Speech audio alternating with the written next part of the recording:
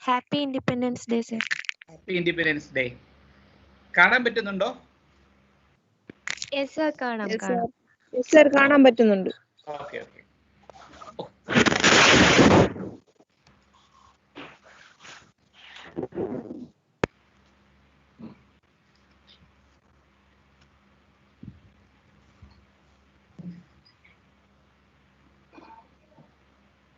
Okay, happy Independence Day to you all.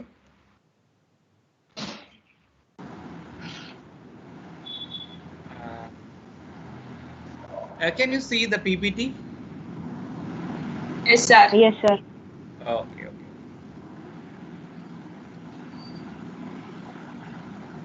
Yes, sir. Yes.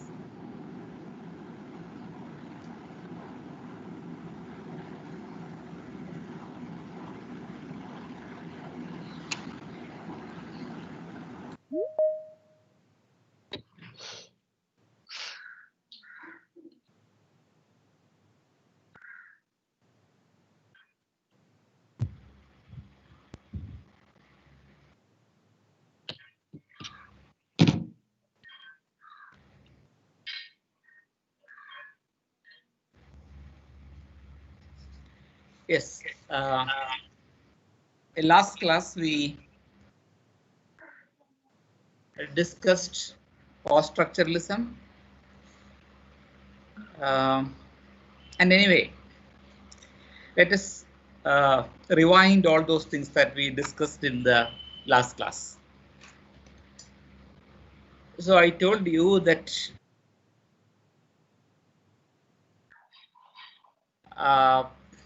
is followed by post-structuralism, and we have also discussed the differences between structuralism and post-structuralism. And I told you that structuralism is basically linguistic. It evolved as a movement in linguistics, and it was introduced by the Swiss linguist Ferdinand de Saussure. And so it has a linguistic foundation. And at the same time, post-structuralism has a philosophical foundation. It is philosophical in nature. Structuralism was linguistic and post-structuralism is philosophical. And another thing is that I told you that structuralism is a description of stable structures.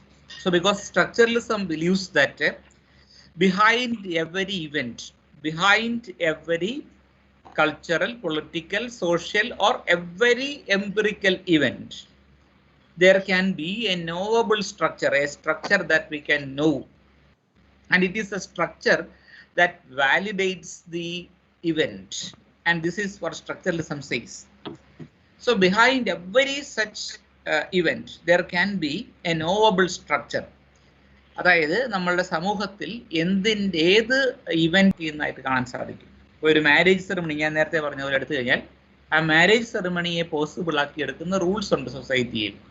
ഒരു football മാച്ചോ ഒരു cricket മാച്ചോ എടുത്തു കഴിയുമ്പോൾ ആ cricket മാച്ചിന്റെ ഓരോ പ്ലെയറിന്റെയും മൂവിനെ possible ആക്കുന്ന validate ചെയ്യുന്ന കുറെ rules ഉണ്ട്. ഈ റൂൾസ് ഉള്ളത് കൊണ്ടാണ് അത് വാലിഡ് ആയിട്ട് അവിടെ നിൽക്കുന്നത്. അപ്പൊ അതുകൊണ്ട് structuralism believes that there is a knowable structure behind every empirical event, and it is a structure that we can understand, we can know. So that is why it is said that behind every empirical event there can be a knowable structure, and structuralism is the description of such stable structures. അത് ലിംഗ്വിസ്റ്റിക്സിൽ എങ്ങനെ work ചെയ്യുന്നു എന്ന് ഞാൻ നേരത്തെ പറഞ്ഞു. ഇത് ലിംഗ്വിസ്റ്റിക്സിൽ നിന്ന് വന്നൊരു ഐഡിയയാണ്. അതായത് നമ്മൾ ഇപ്പോൾ ഗ്രമാറ്റിക്കൽ ആയിട്ടുള്ള ഏത് സെന്റൻസ് എടുത്ത് നോക്കിയാലും ആ ഗ്രമാറ്റിക്കൽ ആയിട്ടുള്ള സെന്റൻസ് ആകണമെന്നുണ്ടെങ്കിൽ അതിനകത്ത് ചില റൂൾസ് ആ സെന്റൻസ് ഒബ്സർവ് ചെയ്തിട്ടുണ്ടോ എന്ന് നമ്മൾ ചിന്തിക്കണം. അപ്പോഴേ അത് ഗ്രമാറ്റിക്കൽ ആണെന്ന് പറയാൻ പറ്റൂ. If the sentence is based on A particular rule, we can say that it is a grammatical sentence. It is grammatically correct. John loves Mary എന്ന് പറയുന്നത് ഒരു വേർഡ് ഓർഡർ ആണ്. Subject plus verb plus object. നമ്മളത് മലയാളത്തിൽ പറഞ്ഞാൽ John മേരിയെ സ്നേഹിക്കുന്നു എന്ന് പറയുമ്പോൾ സബ്ജക്റ്റ് കഴിഞ്ഞ ഉടനെ തന്നെ വെർബ് അല്ല വരുന്നത്, ഓബ്ജക്റ്റ് ആണ്. ഓബ്ജക്റ്റ് വന്നതിന് ശേഷമേ വെർബ് വരുന്നുള്ളൂ, അത് മലയാളത്തിൽ. അപ്പോൾ ജോൺ മേരിയെ സ്നേഹിക്കുന്നു എന്ന് പറയുമ്പോൾ ജോൺ എന്ന് പറയുന്ന സബ്ജക്റ്റും മേരി എന്ന് പറയുന്ന ഒബ്ജക്റ്റ് കഴിഞ്ഞതിന് ശേഷമാണ് സ്നേഹിക്കുന്നു എന്ന് പറയുന്ന വെർബ് വരുന്നത്. പക്ഷേ English, according to the English word order, word pattern, the sentence pattern, it is subject plus verb plus object. So that means behind this sentence we can know the structure subject plus verb plus object. In the same way, behind every event in the society we can understand or we can know the operation of a rule or a something that validates that particular thing. അതുകൊണ്ടാണ് സൊസൈറ്റിയെ നമുക്കൊരു പരോളായിട്ട് സങ്കല്പിച്ചാൽ the society is based on certain rules. നമ്മുടെ human society ചില റൂൾസിൽ based ആയിട്ടെന്നാണ് പറയാൻ പറ്റും. അതാണ് ലെവിസ്ട്രോസ് പറയുന്നത്, incest prohibition is the bond and creation of the society. Because without incest prohibition there would not have been a family, and family is the most fundamental unit of the society, and without incest prohibition there would not have been father, mother, son or daughter, and there should not have been a family, what is called family today. And so that means behind the society we can see the rules that validate the society. So thus structuralism believes that knowable structures underlie empirical events. It is a description of stable structures. But post-structuralism rejected this view, and they said that the structures are, not natural. They are actually constructed by the human society for our convenience. They are constructs. And that is what's called constructivism. ഇതെല്ലാം കൺസ്ട്രക്റ്റിവിസ്റ്റിക് ആണ്. നമുക്കൊരു കൺസ്ട്രക്റ്റിവിസ്റ്റിക് approach എന്ന് പറയുമ്പോഴത്തേക്ക് ഈ ഗ്രാമറിനകത്ത് നമ്മളിപ്പോൾ പറഞ്ഞു John loves Mary എന്ന് പറയുന്നതിൻ്റെ പുറകിൽ ഒരു റൂളുണ്ട്. അതായത് അത് subject plus verb plus object ആണെന്ന് പറയാം. അതായത് ജോൺ ലവ്സ് മേരി എന്ന് പറയുന്ന സെന്റൻസിനെ നമ്മൾ സ്ട്രക്ചറൽ അനാലിസിസ് നടത്തിയാൽ we shall get the structure subject plus verb plus object. Post structuralism ചോദിക്കുന്നത് അതിനെ, അതായത് ആ സ്ട്രക്ചറിനെ വീണ്ടും സ്ട്രക്ചറലിസ്റ്റ് അനാലിസിസ് നടത്തിയാൽ എന്ത് കിട്ടും? അതിൻ്റെ ആൻസർ ഒരു മണ്ണാങ്കട്ടയും കിട്ടത്തില്ലെന്ന് അതിൻ്റെ അർത്ഥം. കാരണം ഒന്നുമില്ല. കാരണം behind that structure there is the chaotic mass of language. ഭാഷ എന്ന് പറയുന്നത് എന്താണ് അനിശ്ചിതാവസ്ഥ നിറഞ്ഞ വാക്കുകളുടെ ഒരു കൂമ്പാരമാണ്. ആ കൂമ്പാരത്തിനെ ചില പ്രത്യേക രീതിയിൽ പാറ്റേണുകൾ അടുക്കി വെക്കുമ്പോൾ അർത്ഥമുണ്ടാകുന്നു എന്ന് ഉള്ള ഒരു സിദ്ധാന്തം വരുമ്പോൾ ആ പാറ്റേണുകളെ അടുക്കി വെക്കാനായിട്ട് നമ്മൾ കണ്ടുപിടിച്ച ചില റൂൾസ് ഉണ്ട്.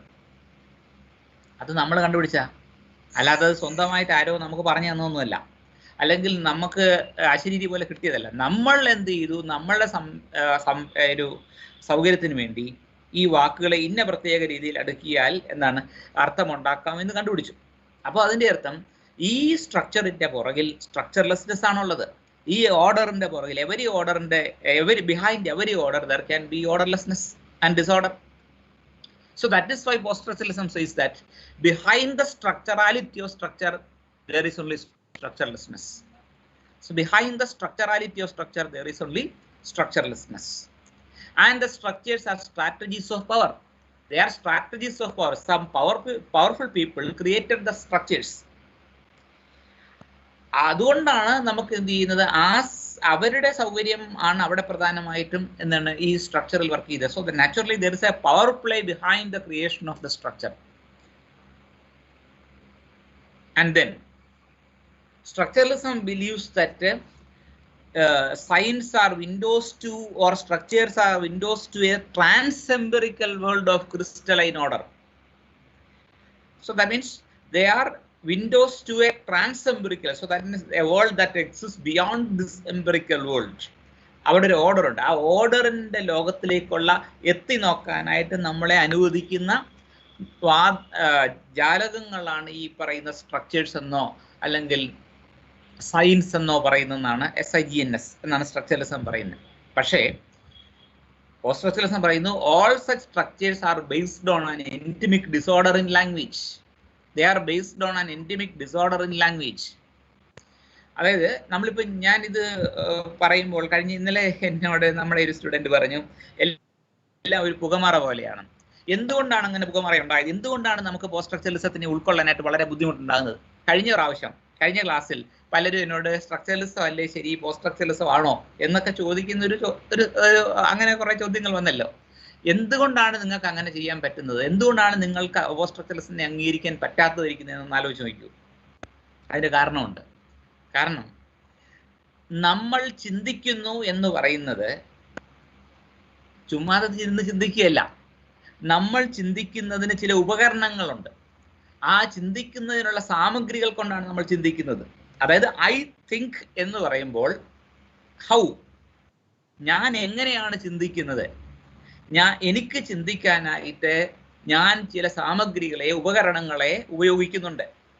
അതായത് ഞാൻ ഒരു പ്രത്യേക പ്രതലത്തിൽ നിന്നുകൊണ്ടാണ് ഞാൻ ചിന്തിക്കുന്നത് എന്ന് വെച്ചാൽ അതിൻ്റെ അർത്ഥം ഈ പ്രതലം എൻ്റെ ചിന്തയെ തീരുമാനിക്കുന്നുണ്ട്.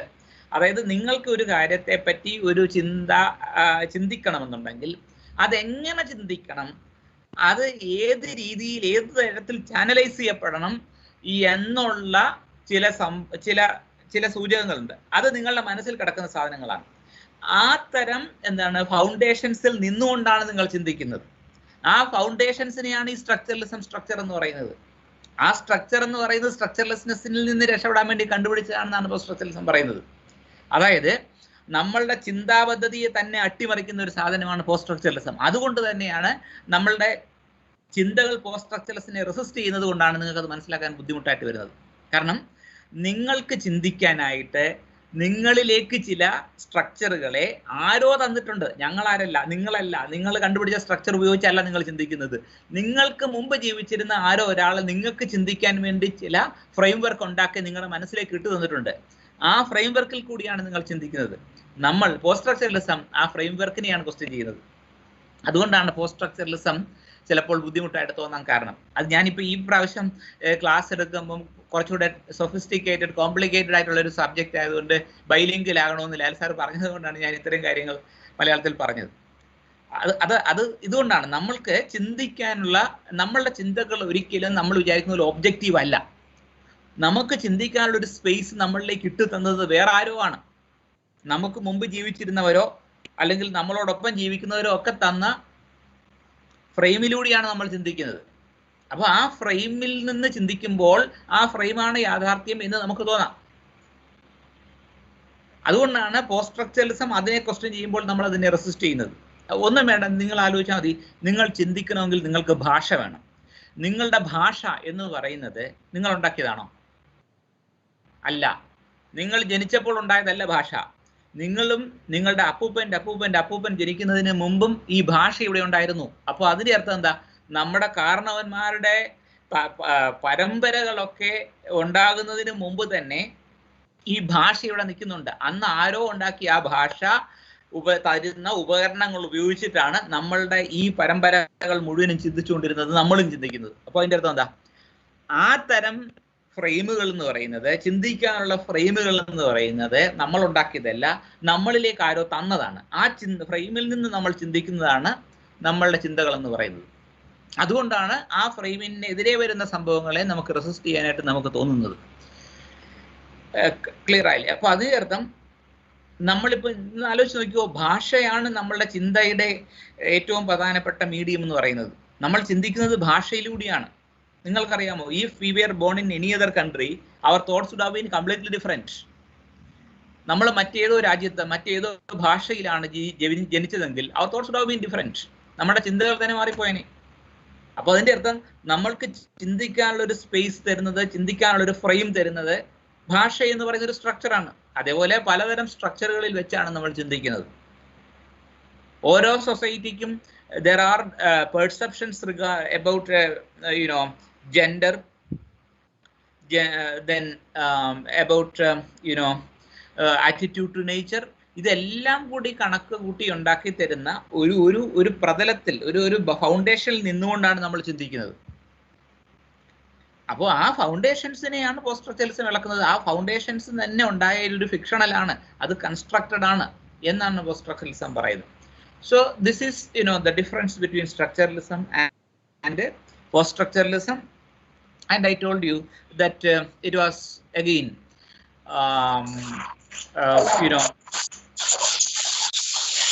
influenced by the German philosopher Friedrich Nietzsche.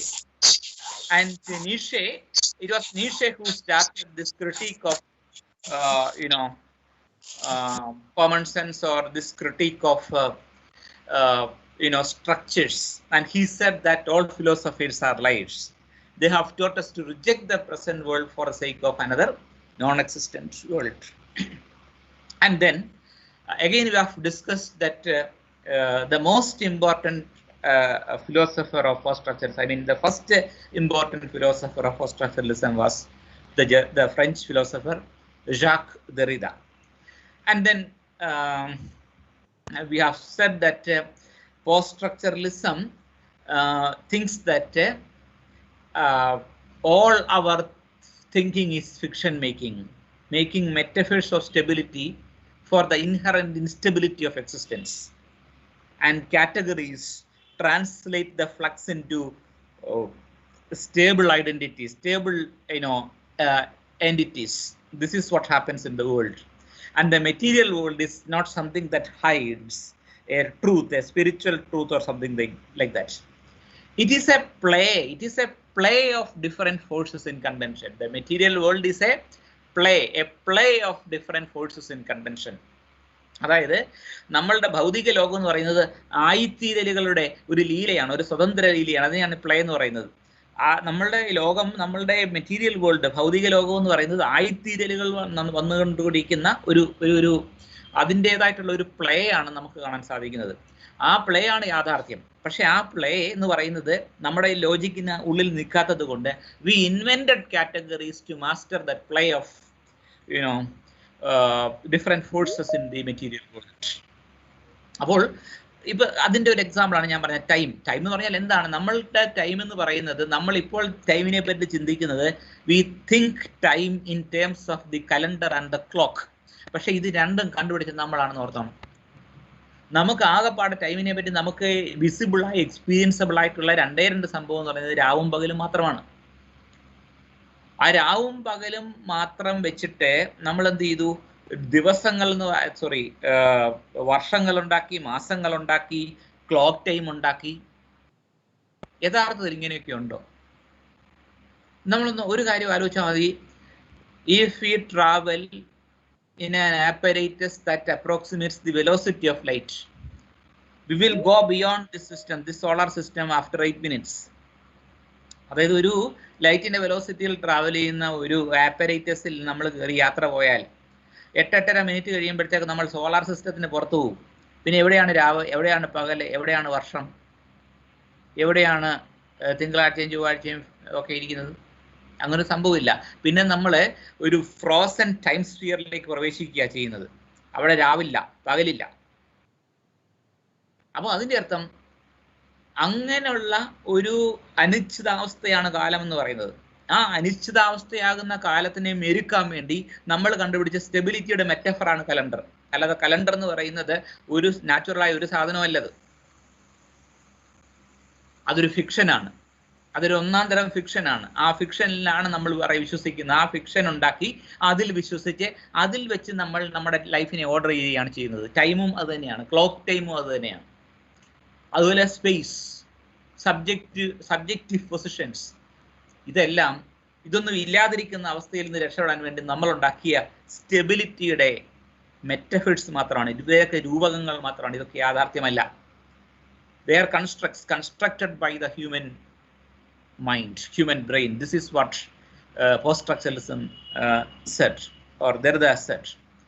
അപ്പോൾ സ്ട്രക്ചർ എന്ന് പറയുന്നത് നമ്മൾ ഇൻവെന്റ് ചെയ്തതാണ്. എന്തിനു വേണ്ടിയാണ്? നമ്മുടെ ജീവിതം കുറച്ചുകൂടെ സുഗമമായിട്ട് മുന്നോട്ട് പോകാൻ വേണ്ടി മാത്രം. Is it clear now? So now let us discuss the important theories of Jacques Derrida.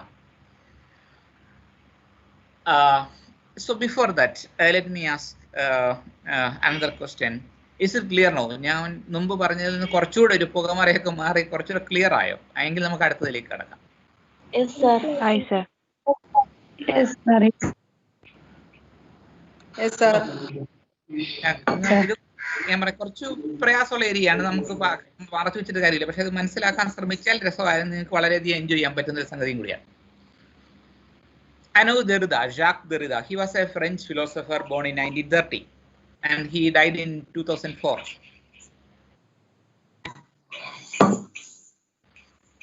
And Derrida. And so here, 1 minute.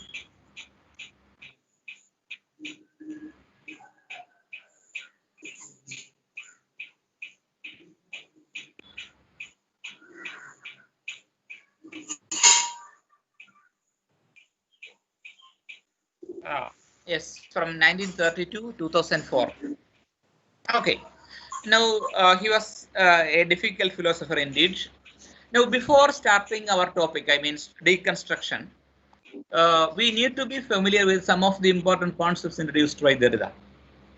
So, because then it will be easy for you to understand his arguments in the essay Structure, Sign and Play, which is prescribed in the syllabus. So now let us be familiar with certain terms introduced by Derrida. So now,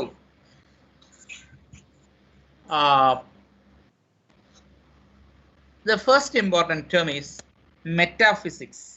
What is metaphysics according to Derrida? What is metaphysics according to Derrida? In Derrida's terminology, in Derrida's philosophy, the term metaphysics is used in a special sense. The term metaphysics is used in a special sense. So what is the meaning of metaphysics here? So in Derrida's philosophy, metaphysics refers to conventional philosophy. Metaphysics is conventional philosophy. Conventional philosophy, that means philosophy from Socrates or Plato to the 20th, I mean up to Martin Heidegger or someone like that. I mean Martin Heidegger, the German philosopher. So that is up to the 20th century. So that body of thinking, philosophy, can be considered as metaphysics. It is conventional philosophy. See, metaphysics is conventional philosophy, but we cannot say that Nietzsche is a metaphysicist because he is an anti-philosopher. So conventional philosophy is called metaphysics. And what is meant by conventional philosophy? What is wrong with conventional philosophy? Conventional philosophy, according to Derrida, is logocentric. Conventional philosophy is logocentric, and that is another term invented by Derrida, logocentrism. What is logocentrism? Logocentrism is the desire for center. In simple terms, it is the desire for center. Logocentrism is the desire for center. Why? So according to Derrida, conventional philosophy is logocentric. And what is meant by logocentrism? Logocentrism, I told you, is desire for center. And what is meant by desire for center? Logo, that word, Greek word means word, W-O-R-D, word. Word is the meaning of logo. Logocentrism means, I told you, it's a desire for center. Why? Because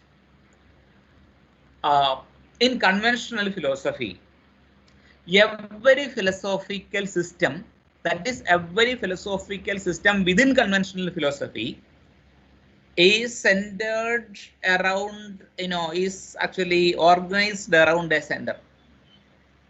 See, conventional philosophy, I told you, is a body of philosophical works from Socrates to the 20th century. And each philosophical system in the conventional philosophy is,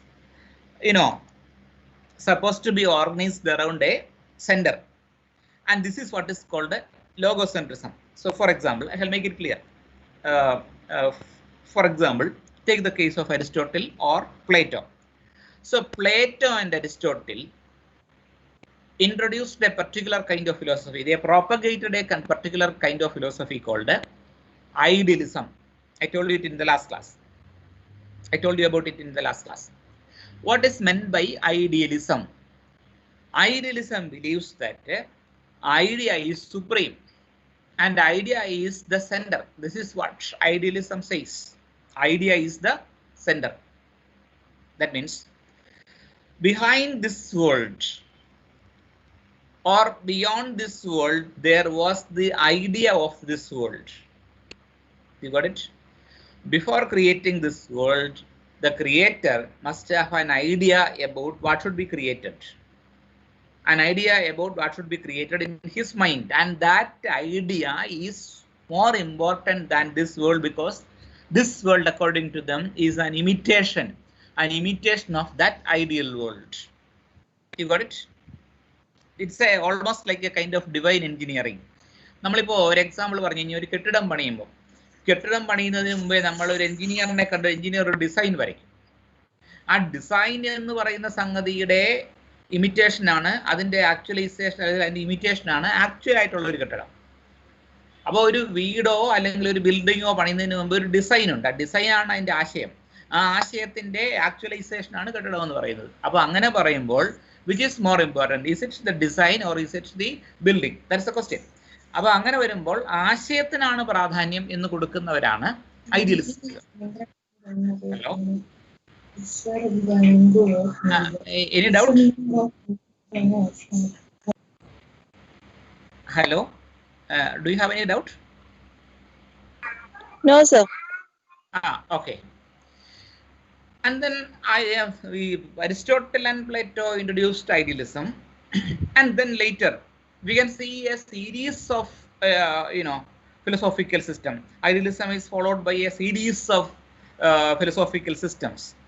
Then religious philosophies. When religious philosophy evolved, or when theology or religious philosophy evolved, they considered God as the center of everything. And they said that it is God who is the center. അപ്പോൾ ഈ religious philosophy മുഴുവനും ദൈവം എന്ന് പറയുന്ന ഒരു കോൺസെപ്റ്റിൽ കേന്ദ്രീകൃതമാണ്. അത് കഴിഞ്ഞ് പിന്നെ വരുമ്പോഴത്തേക്ക് മാർക്സിസം വന്നു. മാർക്സിസത്തിന്റെ കേസ് എടുത്ത് നോക്കിക്കഴിയാങ്കിൽ their Marxist philosophy believes that man is the center of everything.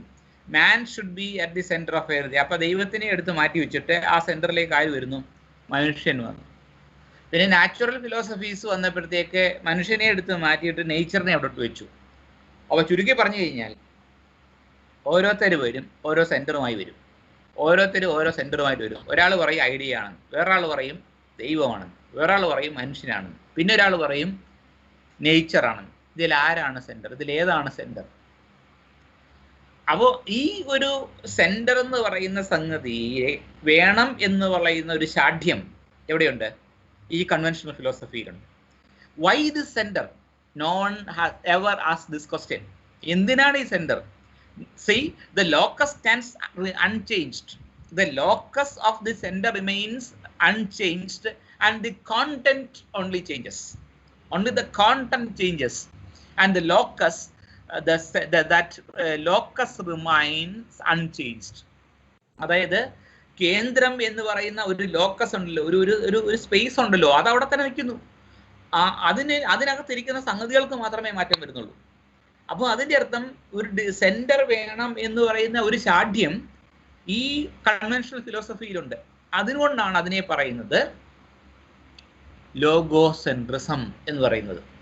അപ്പോൾ അതിൻ്റെ അർത്ഥം conventional philosophy is logocentric or metaphysics is logocentric because there is a desire for center in metaphysics. And then another thing is logocentrism. I told you logo means a word, and you know the word has two forms. Which are the two forms of the word? The spoken and the written. A word has two forms, the spoken and the written. അതായത് എഴുത്തുമുണ്ട്, പറയുന്നതുമുണ്ട്. അപ്പോൾ അതിൻ്റെ അർത്ഥം വചനം എന്ന് പറയുന്നത്, അതായത് വാക്കെന്ന് പറയുന്നത് എഴുതുകയുമാകാം പറയുകയുമാകാം. അപ്പോൾ സ്പോക്കൺ ആണോ റിട്ടൺ ആണോ സുപ്പീരിയർ? ഏതാണ് കൂടുതൽ? എന്താണ് വലുത് അല്ലെങ്കിൽ ഏതാണ് ഗ്രേറ്റർ എന്ന് നമ്മൾ ആലോചിക്കുമ്പോൾ which is to be preferred എന്നൊരു ക്വസ്റ്റ്യൻ വരുമ്പോഴത്തേക്കിന് മെറ്റാഫിസിക്സിന് ഒരു ഒറ്റ ആൻസറേ ഉള്ളൂ. ഏതാണ്? They gave preference to speech. They gave preference to speech. അപ്പോൾ അവർ പറയുന്നു സ്പീച്ചാണ് പ്രധാനം, റൈറ്റിംഗ് അല്ല. പിന്നെന്താണ്? സ്പീച്ചാണ് പ്രധാനം. ബൈബിളിൽ പറഞ്ഞ പോലെ in the beginning there was the word, ആദിയിൽ വചനമുണ്ടായി. ആ വചനം ദൈവം എഴുതി കാണിച്ചതല്ല, പിന്നെന്താണ്? പറഞ്ഞതാണ്. അപ്പോൾ അങ്ങനെ പറയുമ്പോൾ ആദിയിൽ ഓങ്കാരം ഉണ്ടായി എന്നൊക്കെ പറയുമ്പോൾ അതൊക്കെ ശബ്ദമാണ്, അല്ലാതെ അത് എഴുതപ്പെട്ടതല്ല. അപ്പോൾ അതിൻ്റെ അർത്ഥം ഫോണോസെൻട്രിസം എന്ന് പറയുമ്പോൾ speech is privileged over writing which is a characteristic of logocentric metaphysics. അവിടെ നമ്മളൊരു ചോദ്യം ചോദിക്കുന്നുണ്ട്, ശരിക്കും അങ്ങനെയാണോ? Is the spoken word superior to the written word? In contemporary situation, is the spoken word superior to the written word? അതായത് spoken വേർഡിന്റെ ഒരു പ്രത്യേകതയായിട്ട് conventional philosophy പറയുന്നത് the spoken word is closer to the originating thought എന്നാണ്. It is closer to the originating thought. അതായത് ആശയത്തിന്റെ, അതായത് ഉറവിടവുമായി ചേർന്ന് നിൽക്കുന്നതാണ് വാക്ക്, അതായത് ഈ സ്പോക്കൺ വേർഡ് എന്ന് വെച്ചാൽ അതിൻ്റെ അകത്ത് ഞാൻ സംസാരിക്കുമ്പോൾ എൻ്റെ ആശയങ്ങൾ എൻ്റെ ബ്രെയിനിൽ നിന്നും എൻ്റെ വായിലൂടെ പുറത്തേക്ക് വരുന്നു. അപ്പോൾ അതിൻ്റെ അർത്ഥം spoken word is closer to the originating thought എന്ന് പറയുന്നു. And also spoken word evaporates at the same moment and it is not left there to be contaminated by others. പക്ഷേ റിട്ടൺ വേർഡ് അല്ല, അതവിടെ നിൽക്കും. പിന്നെയും വരുന്നവർക്ക് അതിനെ വളച്ചൊടിക്കുകയും വായിക്കുകയും തിരിച്ചു പറയുകയും ഒക്കെ ചെയ്യാൻ പറ്റുന്ന രീതിയിലേക്ക് സ്പോക്കൺ വേർഡിനും റിട്ടൺ വേർഡിനും പറ്റും. അപ്പം അങ്ങനെ ആലോചിക്കുമ്പോൾ ഫോണോസെൻട്രിസം എന്നാണ്, അല്ലെങ്കിൽ speech is privileged over writing എന്നാണ് ലോഗോസെൻട്രിക് മെറ്റാഫിസിക്സ് പറയുന്നത്. പക്ഷേ there are questions this, and he said that how can we say so? Because both are sounds, both are signs, signs, both are signs, both speech and spoken sign and the written word, both the spoken word and the written word are signs, signs. സൂചകങ്ങളാണ്, signs ആണ്. എന്തുകൊണ്ട്? അതായത് both represent a particular concept. അതിപ്പോൾ tree എന്ന് പറയുമ്പോൾ ഞാൻ chalk വെച്ചോ പേന വെച്ചോ TREE എന്ന് എഴുതിയാൽ that is written sign. But when I make that sound using my tongue and all other speech organs, tree, it is again just another sign. അപ്പോൾ നമ്മൾ ഒന്ന് വാഗൊണ്ട് ശബ്ദം ഉണ്ടാക്കി, മറ്റത് കൈകൊണ്ട് എഴുതി എന്നുള്ളതല്ലാതെ ഇതിനകത്ത് യാതൊരു വ്യത്യാസമില്ല. Both are of equal importance. This is what Derrida said. And also both spoken word and the written word emerge from a particular sign that exists, that is coded in our brain. അവിടെ എന്താണ്?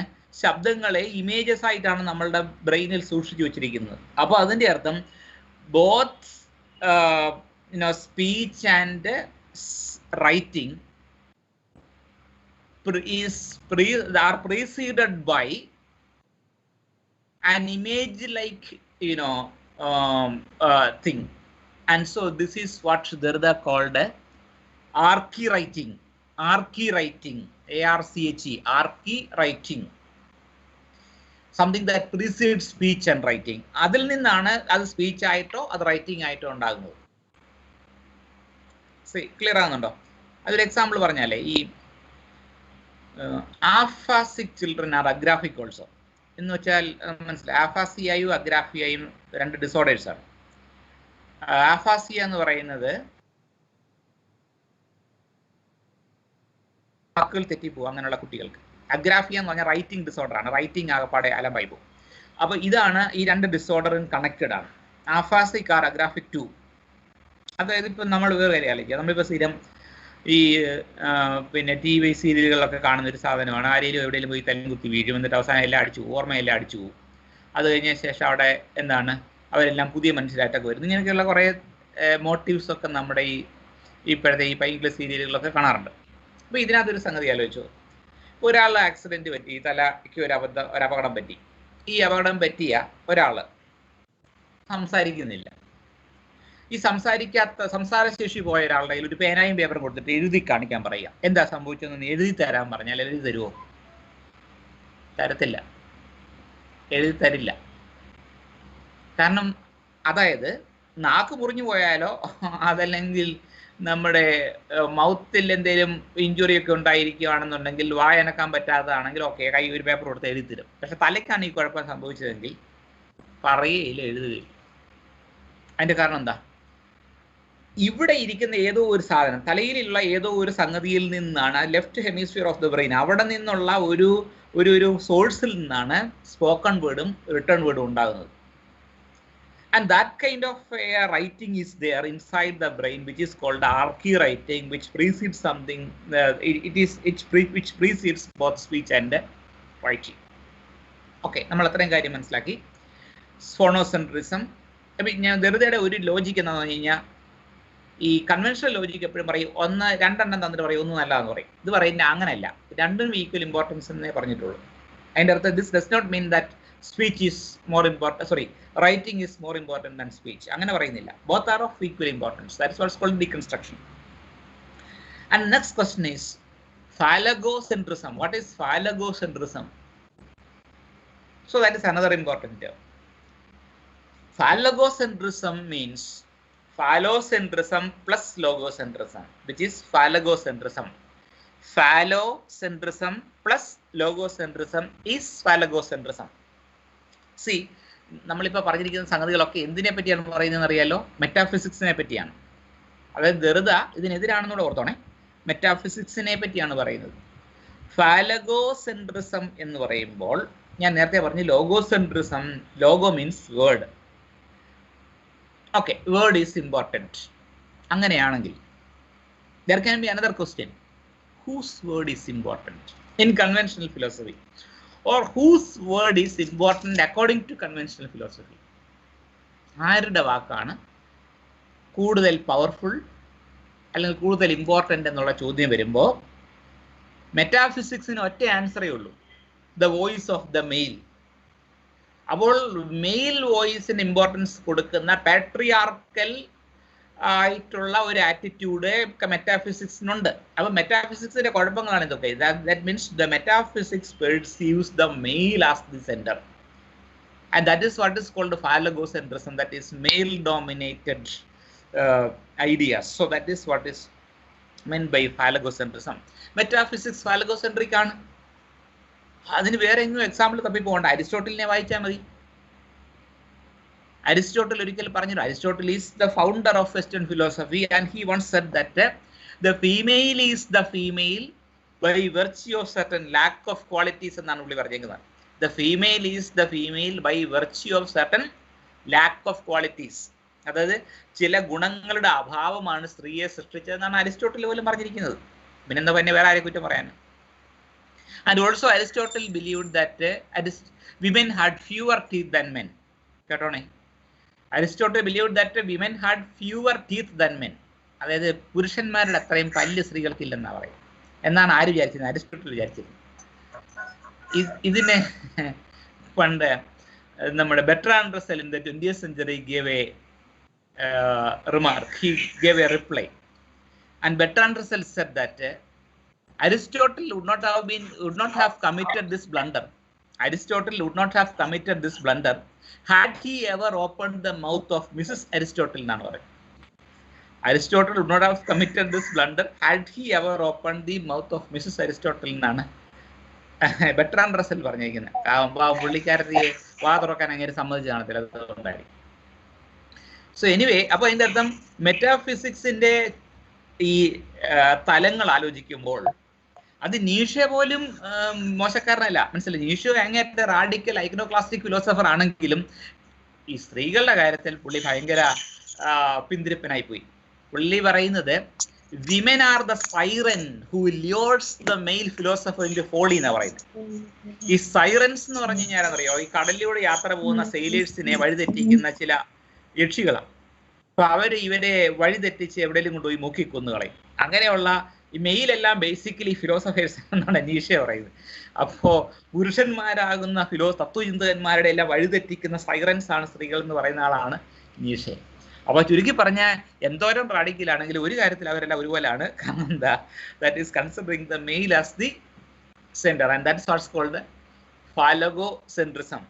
ഇതുകൊണ്ടാണ് മെറ്റാഫിസിക്സിനെ വെറുതെ എതിർക്കുന്നത്. അതായത് metaphysics is logocentric, phonocentric and ഫാലഗോസെൻട്രിക്.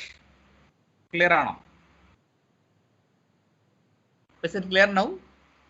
Yes, sir. Yes, sir. പറഞ്ഞോ.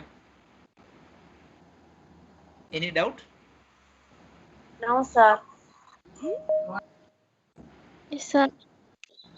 Okay. Now, another important concept introduced by Derrida is la difference. Difference nu matram parnalum madi. La difference. What is meant by difference? So the spelling is special. Adu ശ്രദ്ധിക്കണം. DIFFERANC ആണ്, not ENC. നമ്മൾ സാധാരണ difference എഴുതുമ്പോൾ ENC എഴുതുന്നത്. But this is DIFFERANC. അതായത് നിങ്ങൾ exam എഴുതുമ്പോഴും നിങ്ങൾ ഈ ANC തന്നെ എഴുതണം, ധൃതയെ പറ്റി പറയുമ്പോൾ. മറ്റേത് നമ്മളുടെ ഇംഗ്ലീഷിലെ difference ആയിപ്പോൾ. So la difference. Difference is a term introduced by Derrida. It is a word coined by Derrida. And what is special about this word difference is that it carries the meaning of two words. One is to differ, DIFFER, differ, and the other is differ, DFER, differ. So what is the meaning? To differ means to vary, to be different from. വ്യത്യസ്തമാവുക എന്നുള്ള അർത്ഥത്തിലാണ് to differ, DIFFER, vary. The second is to differ, DFER, differ, which means to postpone. To postpone. To differ and to postpone. രണ്ടർത്ഥമുണ്ട്. അതായത് difference ഉണ്ട്, അതായത് ഇംഗ്ലീഷിലെ ഡിഫറൻസും ഉണ്ട്, ഡിഫറും ഉണ്ട്. Deferral means deferral is the noun of defer, DFER, differ, which means postponement. So the thing is that one sign gets its meaning when it's different from other signs, and at the same time that meaning is not fixed because it is subjected to an endless postponement of meaning. So there is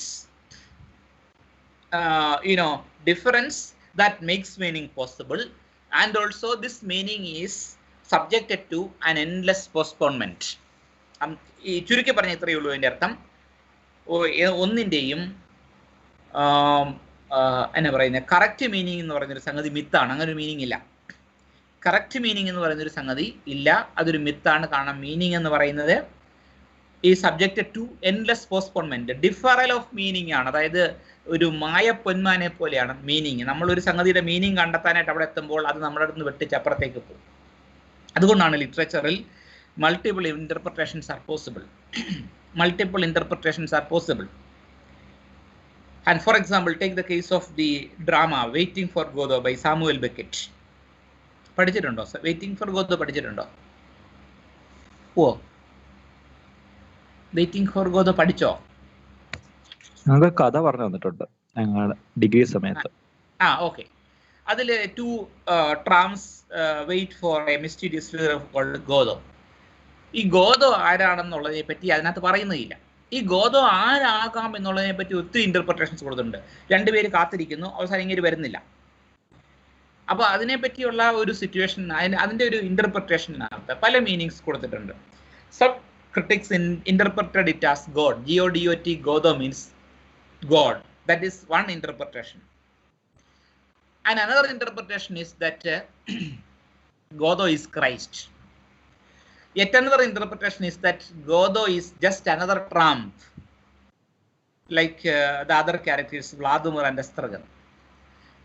Then another interpretation of Godo is that it is a better social order, like socialism, which does not come into being. എന്ന് പറയുന്നുണ്ട്. അങ്ങനെ ഇഷ്ടം പോലെ interpretations ഉണ്ട്. ചിലർ പറയുന്നു ഗോഡോ, Ayyappa Panicker sir ഒരിക്കൽ പറഞ്ഞു കേട്ടതാണ്, GODOT, Godo means God plus idiot. God who is an idiot. Because ഇതൊരു എക്സിസ്റ്റൻഷ്യലിസ്റ്റ് പ്ലേ ആണ്. അപ്പോൾ അങ്ങനെയൊക്കെയുള്ള ഇന്റർപ്രിട്ടേഷൻസ് കൊടുക്കുന്നുണ്ട്. അപ്പോൾ അതിൻ്റെ അർത്ഥം ഇതിൽ ഏതാണ് മീനിങ് നമുക്ക് ഫിക്സ് ചെയ്യാൻ പറ്റത്തില്ല. ഈ പ്ലേ എഴുതി കഴിഞ്ഞത് നോബൽ പ്രൈസ് ഒക്കെ കിട്ടിയതാണ്. അപ്പോൾ അത് കഴിഞ്ഞപ്പോൾ നോബൽ പ്രൈസ് കിട്ടിയ ആളിനെ ഇന്റർവ്യൂ ചെയ്യാൻ വേണ്ടി പത്രക്കാരൊക്കെ ചെന്നു. സാമുവൽ ബെക്കറ്റിനോട് ചോദ്യം ചോദിച്ചു ഒരു reporter, sir who is Godot? അദ്ദേഹം പറഞ്ഞ മറുപടി എന്താണെന്നറിയോ? ബെക്കറ്റ് പറഞ്ഞ ഇങ്ങനെയാ, if I new I would have stated it in the play എന്നാണ് പറഞ്ഞത്. If I knew I would have stated it in the play എന്നാണ് സാമുവൽ ബെക്കറ്റ് പറഞ്ഞത്, റൈറ്റർ പറഞ്ഞത്. അപ്പം ചുരുക്കി പറഞ്ഞു കഴിഞ്ഞാൽ ഓരോ ടെക്സ്റ്റ് നമ്മൾ വായിക്കുമ്പോഴും അതിന്റെ അർത്ഥം ഫിക്സ് ചെയ്യാതെ വീണ്ടും മാറി മാറി പോകുമ്പോൾ ആ ടെക്സ്റ്റിന്റെ സ്കോപ്പ് ഉയർന്നുകൊണ്ടേയിരിക്കുകയാണ്. അപ്പോൾ ഇതിന്റെ meaning is a matter of difference and also it is subjected to deferral postponement. And this is what is meant by in language. This plays an important role, that is difference. അത് കുറച്ചുകൂടെ clear ആകും പിന്നെ വരുമ്പോൾ.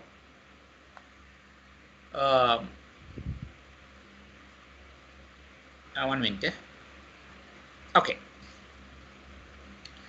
So here a related concept is dissemination. Dissemination. What is meant by dissemination? So dissemination is related to difference. A dissemination means it is a state of unfulfilled meanings, perpetually unfulfilled meanings, and that is what's called dissemination. അതായത് അർത്ഥം നമുക്ക് fix ചെയ്യാൻ പറ്റാതെ unfulfilled ആയിട്ട് മാറുന്ന ഒരു അവസ്ഥയ്ക്കാണ് dissemination എന്ന് പറയുന്നത്. ഒരു എക്സാമ്പിൾ പറയാം. ഈ ഖസാക്കിന്റെ ഇതിഹാസം വായിച്ചിട്ടുണ്ടോ? ഖസാക്കിന്റെ ഇതിഹാസം മലയാളം, ഇംഗ്ലീഷ് വായിച്ചാൽ ശരിയാവില്ല. വായിച്ചിട്ടുണ്ടല്ലോ. അതിലെ ഉൾക്കിണർ എന്ന് പറഞ്ഞൊരു ചാപ്റ്റർ ഉണ്ട്. ഉൾക്കിണർ. ആ ഉൾക്കിണർ അതിന്റെ സംഭവം എന്താണെന്ന് ചോദിച്ചു കഴിഞ്ഞാൽ സിറ്റുവേഷൻ ഇതാണ്. രവി ആണല്ലോ സെൻട്രൽ ക്യാരക്ടർ. അപ്പൊ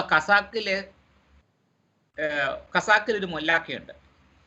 ഈ മൊല്ലാക്കയ്ക്ക് ഒരു മോളുണ്ട്, Maimoona. She was a voluptuous beauty. At first she was in love with a boy called നൈജാമലി. അപ്പം നൈജാമലിയെ മൊല്ലാക്കയ്ക്ക് ഇഷ്ടമായിരുന്നു. മൊല്ലാക്ക ഇല്ലാത്തപ്പോൾ ബാങ്ക് വിളിക്കാനൊക്കെ ഏൽപ്പിച്ചിരുന്നത് നൈജാമലിയാണ്. അപ്പം അങ്ങനെ മൈമൂനയ്ക്ക് നൈജാമലി ഇഷ്ടമായി. പക്ഷെ കുറേ കഴിഞ്ഞപ്പോൾ നൈജാമലിക്ക് ചില മാറ്റങ്ങളൊക്കെ സംഭവിച്ചു. നൈജാമലി കമ്മ്യൂണിസ്റ്റായി. നൈജാമലി കമ്മ്യൂണിസ്റ്റായി. പിന്നെ അവസാനം പുള്ളി ഈ ബാങ്ക് വിളിയൊക്കെ നിർത്തി. പുള്ളി മൊല്ലാക്ക അതോടുകൂടി പിണങ്ങിയും പോയി. അങ്ങനെ ഇവർ തമ്മിൽ പിണങ്ങി. അതോടെ കല്യാണം നടക്കത്തില്ലെന്നുള്ള ഉറപ്പായല്ലോ. മൈമൂനെ എന്നിട്ട് വേറൊരാളിനെ കൊണ്ട് കല്യാണം കഴിപ്പിച്ചു. അയാളുടെ പേരാണ് ചക്രു റാവുത്തർ എന്ന് പറയുന്ന ഒരാളിനെ കൊണ്ട് കല്യാണം കഴിപ്പിച്ചു. ചക്രു റാവുത്തറുടെ പ്രത്യേകത എന്ന് പറഞ്ഞു കഴിഞ്ഞാൽ, ചക്രു റാവുത്തറുടെ പണി കിണർ തേകല. കിണർ തേകല എന്ന് വെച്ചാൽ കിണർ വൃത്തിയാക്കി കൊടുക്കും. കിണറിലെ വെള്ളം എല്ലായിടത്ത് അറച്ച് വൃത്തിയാക്കി കൊടുക്കും. ചക്രു റാവുത്തർ ആദ്യം ഒന്ന് കിട്ടിയതാണ്. അതിലെ ചക്രു റാവുത്തർക്ക് ഒരു മോളുമുണ്ട്. And she is a teenage girl. Abida എന്ന പേരുള്ള ഒരു ടീനേജ് ഗേൾ ഉണ്ട് ഇയാൾക്ക്, അതായത് ഈ ചക്രു റാവുത്തർക്ക്. ഈ ചക്രു റാവുത്തർ ഇടയ്ക്കിടയ്ക്ക് ഈ കിണർ തേകാൻ പോകും. കിണർ തേകാനുണ്ടോ എന്ന് ചോദിച്ചുകൊണ്ട് അങ്ങ് പോകും. പോയി കഴിഞ്ഞാൽ പിന്നെ ഒരു കുറേ ദിവസം കഴിഞ്ഞിട്ടേ വരത്തുള്ളൂ. 2-3 ദിവസം കഴിഞ്ഞിട്ടാണ് പുള്ളി തിരിച്ചു വരും. During his absence, she renewed her relations with നൈജാമലി. നൈജാമലിയുമായിട്ടുള്ള ബന്ധം ഇവർ പുതുക്കി. And one day, Abida discovered that she threatened Maimuna that she would actually tell the matter to her father. ഈ അപകടം മണത്തിട്ട് ഈ മൈമൂന ചക്രു റാവുത്തർ വരുന്ന വഴിക്ക് അവിടെ കാത്തു നിന്നിട്ട് അയാളോട് നേരെ തിരിച്ചു പറഞ്ഞു കൊടുത്തു. അതായത് ആബിദ എന്ന് പറയുന്ന പെണ്ണിക്ക് പഠിച്ചു നടക്കുവാണ് എന്നൊക്കെ കുറെ ഏഷണി പറഞ്ഞു കൊടുത്തു. അപ്പൊ ഈ പിന്നെ ചക്രു റാവുത്തർക്ക് ഇരട്ട പേരുണ്ട്. മുങ്ങാങ്കോഴി എന്നാ പറയുന്നത്. മുങ്ങാങ്കോഴി എന്ന് പറഞ്ഞു കഴിഞ്ഞാൽ, മുങ്ങാങ്കോഴി അറിയത്തില്ല, കൊളക്കോഴി എന്നൊക്കെ പറയും. മുങ്ങാങ്കോഴി ആംഫീബിയനാണ്.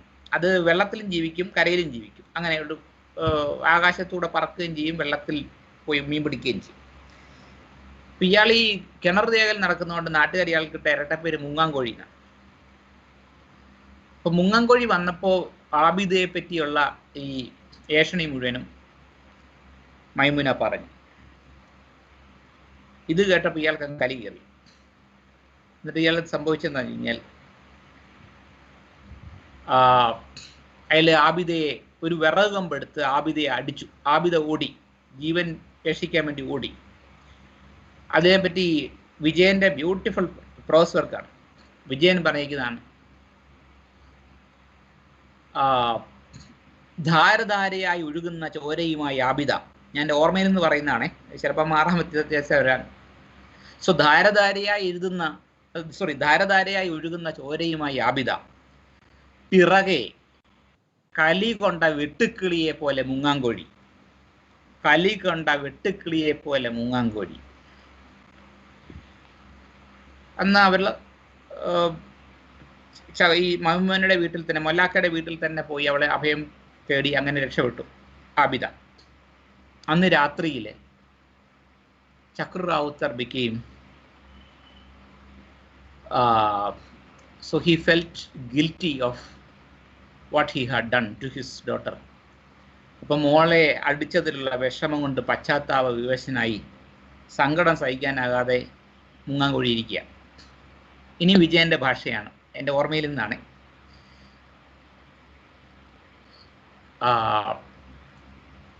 രാത്രിയിൽ ഇരുട്ടുകെട്ടിയ നാലുകെട്ടിൻ്റെ കിണറിൻ്റെ ആൾമറമേൽ മുങ്ങാങ്കൊഴിയിരുന്നു. ദുരൂഹമായ ആഴത്തിൽ ജലമുഖം തെളിഞ്ഞു. ഉമ്മയില്ലാതെ നിലവിളിച്ച മകളെ താൻ പണ്ടു പാടി ഉറക്കിയ ഒരു പാട്ടുണ്ടായിരുന്നു. ഉമ്മയില്ലാതെ എന്ന് വെച്ചാൽ ആബിദ, ഉമ്മ മരിച്ചതിന് ശേഷം ആ കുഞ്ഞിനെ ഉറക്കാനായിട്ട് മുങ്ങാങ്കോഴി പണ്ട് പാടിയൊരു പാട്ടുണ്ടായിരുന്നു. തുരുപ്പിടിച്ച അവസരത്തിൽ അയാൾ പാടി, തലമൂത്ത മീനെ, എൻചേറ മീനെ, എൻ്റെ കുട്ടി മകൾക്കൊരു മണി കൊണ്ടുവായോ. ഇതായിരുന്നു ആ പാട്ട്. അയാൾ കിണറ്റിലേക്ക് കൂപ്പുകുത്തി. കിണറ് കടന്ന് ഉൾക്കിണറ്റിലേക്ക് വെള്ളത്തിൻ്റെ വില്ലീസു പടുതകളിലൂടി സാന്ധ്യപ്രജ്ഞയിലൂടി തന്നെ കൈനീട്ടി വിളിച്ച പൊരുളിൻ്റെ നേർക്കയാൾ യാത്രയായി. അയാൾക്ക് പിന്നിൽ ചില്ലുവാതിലുകൾ ഒന്നൊന്നായി അടഞ്ഞു. ഇതാണ് ആ ഡിസ്ക്രിപ്ഷൻ. എന്താ അതിൻ്റെ അർത്ഥം? എന്തായിരിക്കും ആ ബ്യൂട്ടിഫുൾ ഡിസ്ക്രിപ്ഷൻ? ആ ഭാഷ, വിജയന്റെ ഭാഷ എന്ന് വെച്ചാൽ ഗംഭീരമാണ്. ഈ നോബൽ പ്രൈസ് കൊടുക്കുന്നവർക്ക് മലയാളം അറിയാമായിരുന്നെങ്കിൽ ഇൻസ്റ്റന്റ് ആയിട്ട് ഇദ്ദേഹത്തിന് വിളിച്ച് നോബൽ പ്രൈസ് കൊടുക്കും. കാരണം നോബൽ പ്രൈസ് വാങ്ങിച്ച മറ്റു പല സംഗതികൾ ഇതുമായിട്ട് അപേക്ഷിക്കുമ്പോൾ വെറും ചവറാണ്. എന്തിനാണ് അരുന്ധതി റോയിയുടെ ഗോഡ് ഓഫ് സ്മോൾ തിങ്സ് ഒക്കെ വെറും ചവറായി ഇതുമായിട്ട് കമ്പയർ ചെയ്യുമ്പോൾ, ഖസാക്കി ദിയാസുമായിട്ട് കമ്പയർ ചെയ്യുമ്പോൾ. He was a better craftsman. മലയാളത്തിൻ്റെ ഒരു പരിമിതി കൊണ്ട് അങ്ങനെ ആയിപ്പോയെന്നേ ഉള്ളൂ. അപ്പോൾ അതിൽ പറഞ്ഞിരിക്കുന്നത് എന്താണ്? ഈ മനുഷ്യൻ മുങ്ങാങ്കൊഴി രാത്രിയിലെ പശ്ചാത്താപ വിവശനായി ഏതോ ഒരു ഇടിഞ്ഞു പൊളിഞ്ഞ നാലുകെട്ടിൻ്റെ അകത്ത് കയറി കിണറിൻ്റെ ആൾമറമയിൽ ഇരിക്കുകയാണ്. എന്നിട്ട് അയാൾ ആ താരാട്ട് പാടി മോളെ ഉറക്കാനായിട്ട്. എന്നിട്ട് വെള്ളത്തിലേക്ക് ഇങ്ങനെയാണ് പറഞ്ഞത്, അയാൾ കിണറ്റിലേക്ക് കൂപ്പുകുത്തി. കിണറ് കടന്നുൾക്കിണറ്റിലേക്ക് വെള്ളത്തിൻ്റെ വില്ലീസ് പഴുതുകളിലൂടെ സാന്ധ്യപ്രജ്ഞയിലൂടെ തന്നെ കൈനീട്ടി വിളിച്ച പൊരുളിൻ്റെ നേർക്ക് അയാൾ യാത്രയായി. അയാൾക്ക് പിന്നിൽ ചില്ലുവാതിലുകൾ ഒന്നായി അടഞ്ഞു. ആ ഇമേജറി എന്ത് ബ്യൂട്ടിഫുൾ ആണെന്ന് നോക്കിയേ. ചില്ലുവാതിലുകൾ എന്ന് വെച്ചാൽ കുഞ്ഞോളങ്ങളാണ്. അതിൽ വെള്ളത്തിലേക്ക് വീണു. അയാൾക്ക് മുകളിൽ എന്താണ് വെള്ളം വന്നിങ്ങനെ എന്താണ് ഓളം തട്ടി ചില്ലുവാതിലുകൾ ഒന്നൊന്നായി അടഞ്ഞു. അവിടെ എന്താ സംഭവിച്ചെന്നുള്ളതിനെ പറ്റി ഇത്രേ പറയുന്നുള്ളൂ റൈറ്റർ. പല ക്രിട്ടിക്സ് പല ഇന്റർപ്രിട്ടേഷൻസ് കൊടുത്തു. Some critics said that he committed suicide. പശ്ചാത്താപ വിവശനായി മുങ്ങാങ്കൊഴി ആത്മഹത്യ ചെയ്തു എന്നാണ് ഒരു പൊതുവെയുള്ളൊരു ഇന്റർപ്രിട്ടേഷൻ. എന്നാൽ കൃഷ്ണ നമ്പൂതിരി എന്ന് പറഞ്ഞൊരു ക്രിട്ടിക്ക് കൊടുത്ത ഒരു ഇന്റർപ്രിട്ടേഷൻ എന്ന് പറഞ്ഞു കഴിഞ്ഞാൽ, പശ്ചാത്താപത്തിൻ്റെ ഉൾക്കിണറിൽ മുങ്ങാങ്കൊഴി തേടിയത് എന്തായിരുന്നു? ശൈശവത്തോടും അനാഥത്വത്തോടുമുള്ള സ്നേഹം, ഇത്തിരി സ്നേഹം, അതാണ് അവിടെ സംഭവിച്ചത് എന്നാണ് കൃഷ്ണൻ നമ്പൂതിരിയെ പോലെ ഒരു ക്രിട്ടിക് പറയുന്നത്. എന്ന് വെച്ചാൽ അർത്ഥം അത് ആത്മഹത്യയല്ല, അയാൾ കൂപ്പുകുത്തി വീണത് പശ്ചാത്താപത്തിന്റെ ഉൾക്കിണറിലായിരുന്നു. അയാൾ റിപ്പൻഡ് ചെയ്തു, അയാളുടെ റിപ്പൻഡൻസ് ആണ് ആ ഉൾക്കിണർ. ആ ഉൾക്കിണറ്റിലേക്ക് വീണു എന്ന് പറഞ്ഞാൽ അയാൾ പശ്ചാത്തപിച്ചു, അയാൾ പശ്ചാത്താപത്തിന്റെ ഉൾക്കിണറിലേക്കാണ് വീണതെന്നാണ് കൃഷ്ണൻ നമ്പൂതിരിയുടെ ഇന്റർപ്രിട്ടേഷൻ. മേതിൽ രാധാകൃഷ്ണൻ വന്ന് വേറെ ഇന്റർപ്രിട്ടേഷൻ പറഞ്ഞു. മേതിൽ രാധാകൃഷ്ണൻ പറഞ്ഞു, മനുഷ്യനായിരുന്ന ചക്രു റാവുത്തർ മൂങ്ങാങ്കോഴിയായി, മൂങ്ങാങ്കോഴിയിൽ നിന്ന് വെട്ടുക്കിളിയിലേക്ക്. It is the retrogressive neurotic swing back to the womb എന്നാണ് പറഞ്ഞത്. It is the retrogressive neurotic swing back to the womb. അർത്ഥം മനസ്സിലായോ എന്താണ്? അതായത് എല്ലാവരും, ഈ ലോകത്തുള്ള എല്ലാ ജീവജാലങ്ങളും പരിണാമമാകുന്ന ലാഡർ കയറി മുകളിലോട്ടാണ് പോയിട്ടുള്ളത്. പരിണാമത്തിന്റെ ഏണികളിലൂടെ എല്ലാവരും മുകളിലേക്കാണ് കയറിപ്പോയത്. പരിണാമത്തിന്റെ ദിശ എപ്പോഴും മുകളിലേക്കായിരിക്കും. പക്ഷേ ഇവിടെ ഒരാൾ അതേ ഏണി, അതായത് പരിണാമത്തിന്റെ ആ ഒരു ലാഡർ ഇറങ്ങി താഴോട്ട് പോയി, തിരിച്ചുപോയി, വിപരീത പരിണാമം സംഭവിച്ചു, അയാൾ തിരിച്ചുപോയി. അതായത് മനുഷ്യനായ ചക്രു റാവുത്തർ മുങ്ങാങ്കോഴി എന്ന ആംഫിബിയനായി, മുങ്ങാങ്കോഴിയിൽ നിന്ന് വെട്ടുക്കിളി എന്ന ഇൻസെക്റ്റിലേക്ക് പോയി. അങ്ങനെ പറയുമ്പോൾ ഇതൊരു പുനർയോനി പ്രവേശനമാണ്. അയാൾ പരിണാമത്തിന്റെ ഗർഭത്തിലേക്ക് തിരിച്ചിറങ്ങിപ്പോയി.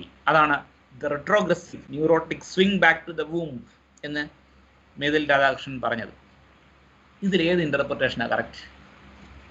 ഇതിലേതാണ് ശരി? നമുക്ക് പറ്റത്തില്ല, കണ്ടുപിടിക്കാൻ പറ്റത്തില്ല. ഇവിടെ ഒരു state of perpetually unfulfilled meanings. എത്ര ഇന്റർപ്രിട്ടേഷൻ കൊടുത്താലും അൺഫുൾഫിൽഡ് ആയിട്ട് നിൽക്കുന്ന ഒരു സിറ്റുവേഷൻ അവിടെ ഉണ്ട്.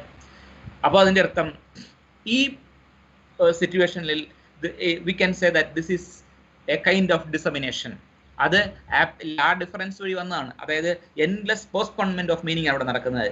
ഓരോ അർത്ഥത്തിന്റെയും അനന്തമായ നീട്ടിവെക്കലുകളിലൂടെയാണ് ഈ തരത്തിലുള്ള മൾട്ടിപ്പിൾ ഇന്റർപ്രിട്ടേഷൻ പോസിബിൾ ആക്കിയെടുത്തത്. അപ്പോൾ അതിൻ്റെ അർത്ഥം ഇവിടെ ഡിസമിനേഷൻ, ലാ ഡിഫറൻസിൽ നിന്നും അത് ഡിസമിനേഷനിലേക്കാണ് സംഭവിച്ചിരിക്കുന്നത്. And then another term introduced by Derrida is aporia. Aporia is also another crisis. It is an impasse or a deadlock with which language collapses in radical undecidability. So it is an impasse. It is a deadlock with which language collapses in radical undecidability. അതായത് ഒരു ഒരു ഇമ്പാസ് ആണ്. ഇമ്പാസ് means ഒരു crisis, ഒരു dead lock ആണ്. അവിടെ ആ dead ലോക്കിൽ, ആ ഒരു ക്രൈസിസിൽ എന്താ സംഭവിക്കുന്നത്? Language will collapse into radical undecidability. അതായത് അല്ലെങ്കിൽ നമുക്ക് ഡിസൈഡ് ചെയ്യാൻ പറ്റാത്ത ഒരു അനിശ്ചിതാവസ്ഥയിലേക്ക് ഭാഷ കൂപ്പുകുത്തുന്ന ഒരു അവസ്ഥയ്ക്കാണ് എന്ത് പറയുന്നത്? അപ്പോറിയ എന്ന് പറയുന്നത്. അപ്പോൾ അത് എളുപ്പം മനസ്സിലാൻ വേണ്ടി ഒരു എക്സാമ്പിൾ ഞാൻ പറയാം. പക്ഷെ അതിനേക്കാളും കുറച്ചുകൂടെ ഉയർന്ന രീതിയിൽ വേണം അതിനെ മനസ്സിലാക്കാൻ. പക്ഷെ അത് ഇതിലും സിമ്പിളായിട്ട് പറയാൻ പറ്റാത്തതുകൊണ്ട് ഞാൻ പറയുന്നതേ ഉള്ളൂ. അയ്യപ്പ പണിക്കർ സാറിൻ്റെ ഒരു പോയമുണ്ട്, പുരൂരവസ് എന്ന് പറയുന്നു. പുരൂരവസ് എന്ന് പറയുന്ന പോയത്തിനകത്ത് ഒരു സ്റ്റാൻസ ഇങ്ങനെയാണ്: രാഗതാളങ്ങൾ വിടർത്തും വയലിൻ്റെ ശ്രുതി പക്കമേളത്തിൽ ചുറ്റിക്കയറുന്നത് പോലെ ചുറ്റിക്കയറുക നീയുമൻ കൈകളിൽ. രാഗതാളങ്ങൾ വിടർത്തും വയലിൻ്റെ ശ്രുതി പക്കമേളത്തിൽ ചുറ്റിക്കയറുന്നത് പോലെ ചുറ്റിക്കയറുക നീയുമൻ കൈകളിൽ എന്നാണ് പാസേജ്. ഇതിൽ ചോദ്യം, what is the meaning of that word വയലിൻ്റെ ശ്രുതി? ഈ വയലിൻ്റെ ശ്രുതി എന്ന് പറയുന്ന വാക്കിൻ്റെ അർത്ഥം എന്താ? രാഗതാളങ്ങൾ വിടർത്തും വയലിൻ്റെ ശ്രുതി എന്ന് പറയുമ്പോൾ is it a reference to violin the musical instrument, or is it a reference to viol, that is the field? ഒരു പിടിയില്ല. വയലിൻ്റെ ശ്രുതി എന്ന് പറയുമ്പോഴത്തേക്ക് വയലിനാകാം, വയലുമാകാം, തെറ്റൊന്നുമില്ല. അപ്പൊ ഇവിടെ ഒരു ഡെഡ് ലോക്ക് ആണ്. ഇവിടെ language collapses into a kind of radical അൺഡിസൈഡബിലിറ്റി.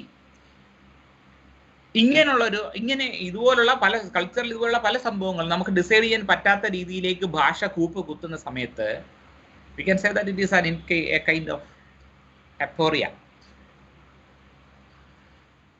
And then another important term introduced by Derrida is trace. Trace means it is the self-effacing residual effect of all non-present meanings whose differences are inserted into the production of the meanings of what is present. It is the residual effect of the non-present meanings. That is what's called a trace. What is meant by residual effect of non-present meanings? See, if we take any word in a language, we can see that a single word has a multiplicity of meanings. A single word has multiplicity of meanings, but in a particular context, one meaning is taken for granted, and in that situation, all other meanings are non-present. But all those non-present meanings can make a residual impact on the meaning of the contextual meaning of that word. So residual effect of the non-present meanings. So that means take the case of the word bank in English, B-A-N-K, bank. It can be a financial institution where money transactions are going on. And at the same time, it can be the bank of a river also. അപ്പോൾ അങ്ങനെ വരുമ്പോൾ ഒരു വാക്കിന് തന്നെ പല അർത്ഥങ്ങളുണ്ടാകാം. പക്ഷെ ഒരു particular കോണ്ടെക്സ്റ്റിൽ നമ്മൾ ഒരു അർത്ഥം മാത്രമേ എടുക്കത്തുള്ളൂ.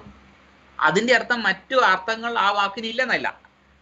ആ നോൺ പ്രസന്റ് ആയിട്ടുള്ള മറ്റർത്ഥങ്ങൾ ചില സമയത്ത് ഈ കോണ്ടെക്സ്ച്വൽ മീനിങ്ങിൽ കയറി കളിക്കും.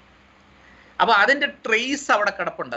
അതിനെയാണ് പറയുന്നത് ട്രേസ് എന്ന് പറയുന്നത്. ഞാനത് വേറെ എക്സാമ്പിൾ പറയുമ്പോൾ നിങ്ങൾക്ക് ക്ലിയർ ആകും. അതായത് പണ്ട് ഈ വരരുചിയുടെ കഥയിൽ വരരുചിയോട് രാജാവ് ആവശ്യപ്പെട്ടത് രാമായണത്തിലെ ഏറ്റവും പ്രസിദ്ധമായ ശ്ലോകമാണ്. അറിയാവോ ഏതാ രാമായണത്തിലെ ഏറ്റവും പ്രസിദ്ധമായ ഏറ്റവും ഗ്രേറ്റസ്റ്റ് ശ്ലോകം ഓഫ് രാമായണ എന്ന് പറയുന്നത്?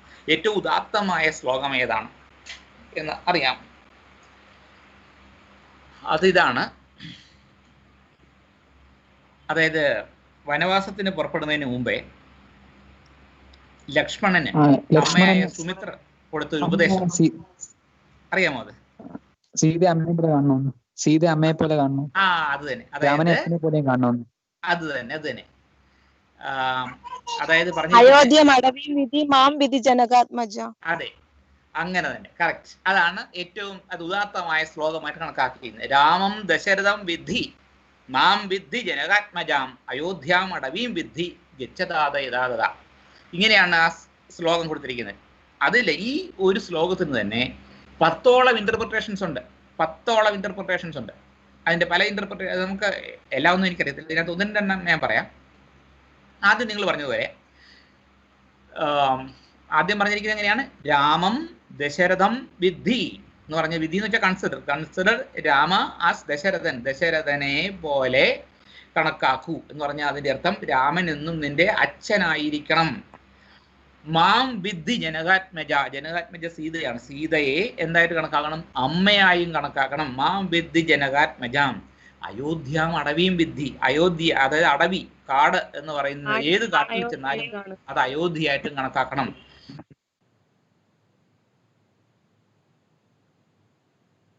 കൊടുത്ത ഉപദേശം അതിന്റെ ഒരു എക്സാമ്പിൾ എന്ന് പറയുന്നത്, അതായത് സീതാപഹരണം നടന്നു കഴിയുമ്പോൾ, അതായത് ഈ പുഷ്പക വിമാനത്തിൽ സീതാദേവിയെ രാവണൻ തട്ടിക്കൊണ്ടുപോയപ്പോൾ അടയാളത്തിനായിട്ട് എന്ത് ചെയ്തു? ദേവി കയ്യിലും കാലിലും കടന്നിരുന്ന ഓരോ ആഭരണങ്ങളെടുത്ത് ഇങ്ങനെ താഴെ ഇട്ടുകൊണ്ടിരുന്നു. അത് സീതയെ അന്വേഷിച്ച് പോകുന്ന ശ്രീരാമൻ ഒരു വഴികാട്ടിയാവുകയും ചെയ്തു. അപ്പോൾ ഇത് സുഗ്രീവനോ മറ്റോ ഇതെല്ലാം കൂടെ പറക്കിക്കൊണ്ട് ഇത് ഐഡന്റിഫൈ ചെയ്യാനായിട്ട് ശ്രീരാമനോട് പറഞ്ഞപ്പം ശ്രീരാമൻ ഐഡന്റിഫൈ ചെയ്യാനേ പറ്റുന്നില്ല. ഇത് ദേവിയുടേതാണോ എന്ന് ഐഡന്റിഫൈ ചെയ്യാൻ നോക്കിയപ്പോൾ അത് അറിയാനേ പറ്റുന്നില്ല. അപ്പൊ അതാരെ കാണിച്ചു? ലക്ഷ്മണനെ കാണിച്ചു. അപ്പൊ ലക്ഷ്മണൻ പറഞ്ഞത് എന്താണ്? ലക്ഷ്മണൻ പറഞ്ഞത് വളരെ പ്രസിദ്ധമായ ഒരു സംഭവമാണ്. എന്താണ് പറഞ്ഞിരിക്കുന്നത്? അതായത് ഈ പറയുന്ന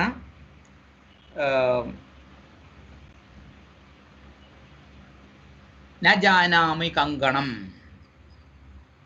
ന ജാനാമി കങ്കണം, ന ജാനാമി കേയൂരം, നൂപുരേത്വപി ജാനാമി നിത്യം പാദാഭിവന്ദനാത് എന്നാണ് പറഞ്ഞത്. ദേവിയുടെ ഈ കങ്കണം, വള ദേവിയുടേതാണോന്ന് എനിക്കറിയത്തില്ല.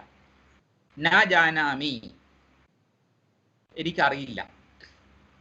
പക്ഷേ ഈ കേയൂരം, തോൾവള, ഇതൊന്നും എനിക്കറിയത്തില്ല. ബട്ട് നൂപുരേത്വപി ജാനാമി, ഈ കാലിൽ കാണുന്ന പാദസ്വരങ്ങൾ ദേവിയുടേതാണെന്ന് എനിക്കറിയാം. കാരണം എന്നും രാവിലെ ഞാൻ ആ പാദത്തിൽ തൊട്ട് തൊഴുതിട്ടാണ് എൻ്റെ ബാക്കി കാര്യങ്ങളിലേക്ക് കിടക്കുന്നത്. അപ്പൊ അത് ലക്ഷ്മണൻ കൃത്യമായിട്ട് കീപ്പ് ചെയ്യുകയും ചെയ്തിട്ടുണ്ട്. അപ്പൊ അതേപോലെ നമുക്ക് മറ്റേ ശ്ലോകത്തിലേക്ക് വരാം. അതില് ഞാൻ നേരത്തെ പറഞ്ഞു, രാമനെ ദശരഥനായിട്ടും സീതയെ അമ്മയായിട്ടും, അതായത് സുമിത്ര അമ്മയായിട്ട് തന്നെ, പിന്നെ അയോധ്യ അടവി, അതായത് കാടിനെ ആദ്യമായിട്ട് കണക്കാക്കണമെന്ന് പറഞ്ഞു. ഇനി ഇതിന്റെ വേറൊരു തരം ഇന്റർപ്രിട്ടേഷൻ നോക്കാം. ദശം എന്ന് പറയുന്ന വാക്കിന് സംസ്കൃതത്തിൽ പല മീനിങ് ഉണ്ട്. അതിലൊന്നാണ് ദശരഥൻ, അതായത് 10 ദിക്കിലേക്ക് രഥം ഓടിക്കുന്നു എന്നുള്ള അർത്ഥത്തിലാണ് ദശം അവിടെ കൊടുത്തത്. അപ്പൊ 10 എന്നുള്ള അർത്ഥത്തിലാണ് ഇത് കൊടുത്തിരിക്കുന്നത്. ഇനി വേറൊരർത്ഥം കൂടി ദശത്തിനുണ്ട്. ദശം in Sanskrit also means bird. Dasharatham എന്ന് പറഞ്ഞതിന്റെ അർത്ഥം one who has the bird as the രഥം, ആസ് ദ വെഹിക്കിൾ. അതായത് പക്ഷിയെ രഥമാക്കിയവൻ, പക്ഷിയെ പിന്നെ പറയുന്ന വാഹനമാക്കിയവൻ എന്നൊരു അർത്ഥമുണ്ട്. അപ്പൊ അതിന്റെ അർത്ഥം എന്താ? അപ്പൊ അതാരാ പക്ഷിയെ വാഹനമാക്കിയതാരാ? വിഷ്ണു. ഗരുഡൻ വിഷ്ണു ആണ്. അപ്പോൾ രാമം ദശരഥം വിദ്ധി എന്ന് പറഞ്ഞാൽ രാമനെ വിഷ്ണുവായി കണക്കാക്കണം. മാം വിദ്ധി ജനകാത്മജാം. മാം എന്ന് പറയുന്ന വാക്കിന് ലക്ഷ്മി എന്നൊരർത്ഥം കൂടിയുണ്ട്. അതായത് മാം എന്ന് പറയുന്നതിന് അമ്മയെന്നുണ്ട്, ലക്ഷ്മി എന്നും ഒരു അർത്ഥമുണ്ട്. അപ്പോൾ മാം വിദ്ധി ജനകാത്മജാം എന്ന് പറഞ്ഞാൽ അതിന്റെ അർത്ഥം ലക്ഷ്മി ദേവിയെ, സീതാദേവിയെ ലക്ഷ്മിയായും കണക്കാക്കണം. അയോധ്യാം അടവിയും വിദ്ധി. അയോധ്യ എന്ന് പറയുന്ന വാക്കിന് വേറൊരർത്ഥത്തിലൂടെയുണ്ട്. That cannot be defeated in war. യുദ്ധത്തിൽ ജയിക്കാനാവാത്തതാണ് അയോധ്യ. അത് വൈകുണ്ഠത്തിന്റെ മറ്റൊരു പേരാണ്. അപ്പോൾ അതിന്റെ അർത്ഥം വൈകുണ്ഠത്തിൽ ഏത് കാട്ടിൽ ചെന്നാലും അത് വൈകുണ്ഠമായി കണക്കാക്കണം. അപ്പൊ അതിന്റെ അർത്ഥം അറിയുന്നുണ്ടോ? അതായത് ആദ്യം പറഞ്ഞത് ദശരഥനും അമ്മയുമായിട്ട് കണക്കാക്കണം, അയോധ്യയായിട്ടുള്ളത് കാടിനെ അയോധ്യയായിട്ട് കണക്കാക്കണം എന്ന് പറയുന്നതിന്റെ അർത്ഥം ഇപ്പം മാറി. ദശരഥനെ വിഷ്ണുവായി കണക്കാക്കണം, സീതയെ ലക്ഷ്മിയായും വനത്തിനെ വൈകുണ്ഠമായും കണക്കാക്കണം എന്നായി ആ മീനിങ്. ഇങ്ങനെ ഒത്തിരി മീനിങ് ഉണ്ട്. ഇതെന്തുകൊണ്ടാണ് ഇങ്ങനെ മീനിങ് ചേഞ്ച് ചെയ്യാൻ പറ്റുന്നത്? കാരണം ഈ ദശം എന്ന് പറയുന്ന സംസ്കൃത വാക്കിന് പല മീനിങ്സ് ഉള്ളത് കൊണ്ടാണ് അവിടെ സംഭവിച്ചത്. ക്ലിയർ? അപ്പൊ അതിലെ ഒരു മീനിങ് നമ്മൾ എടുക്കുമ്പോൾ മറ്റൊരു മീനിങ് അവിടെ നോൺ പ്രസന്റ് ആയി കിടപ്പുണ്ട്.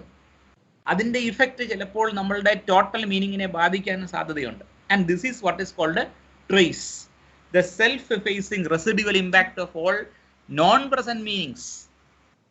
And that is what is called trace. It is the mark left by all traces left. എല്ലാ ട്രേസസും പോയാലും പിന്നെ അവശേഷിക്കുന്ന ഒരു സംഗതിയുണ്ട്. And that is what is called trace.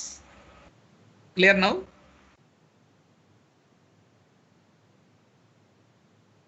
ഇത്രയും പറഞ്ഞത് ക്ലിയർ ആയോ? എന്തെങ്കിലും ഡൗട്ട്? ഇല്ല sir.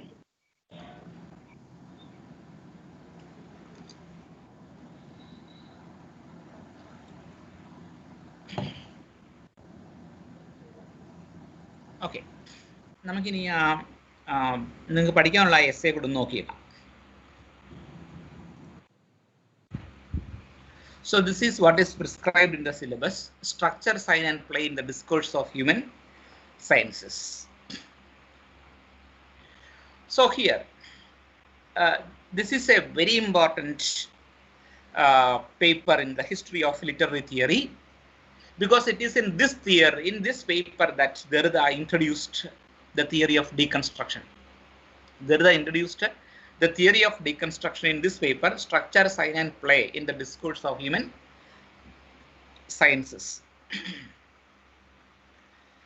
And this was a paper presented in an international symposium, an international colloquium in Johns Hopkins University in the year 1966. Johns Hopkins University in the year 1966. Structure, Sign and Play in the Discourse of Human Science, a paper presented by Derrida. So here, that paper begins with the reference to an event or rupture. So he said in the paper, in the beginning of the paper, he said that something happened in the history of the concept of structure, which could be called an event, and this event is an epistemological break. So here,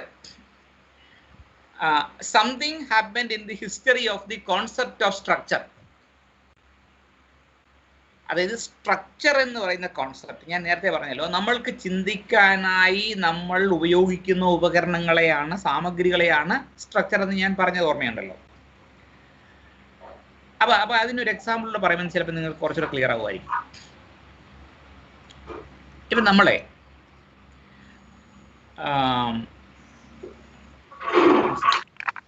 hello hello ആരാണ്? Sir ഒന്ന് കുറച്ച് കഴിഞ്ഞ് വിളിക്കാം, ഞാൻ ഇപ്പോൾ online ക്ലാസ്സിലാണ്. Hello, can you hear me? Hello, കേൾക്കാം. Yes, sir. Okay. So here,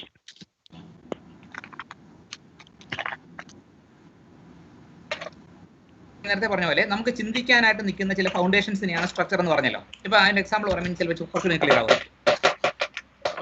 suppose ഞാനൊരു മനസ്സിലാകാൻ വേണ്ടി ഒരു സിമ്പിൾ എക്സാമ്പിൾ പറയുന്ന, നമ്മുടെ ഒരു ക്ലാസ്സിനെ സങ്കല്പിച്ചു നോക്ക്. നമ്മുടെ ക്ലാസ്സിൽ ഒരു 200 പേരുണ്ട്.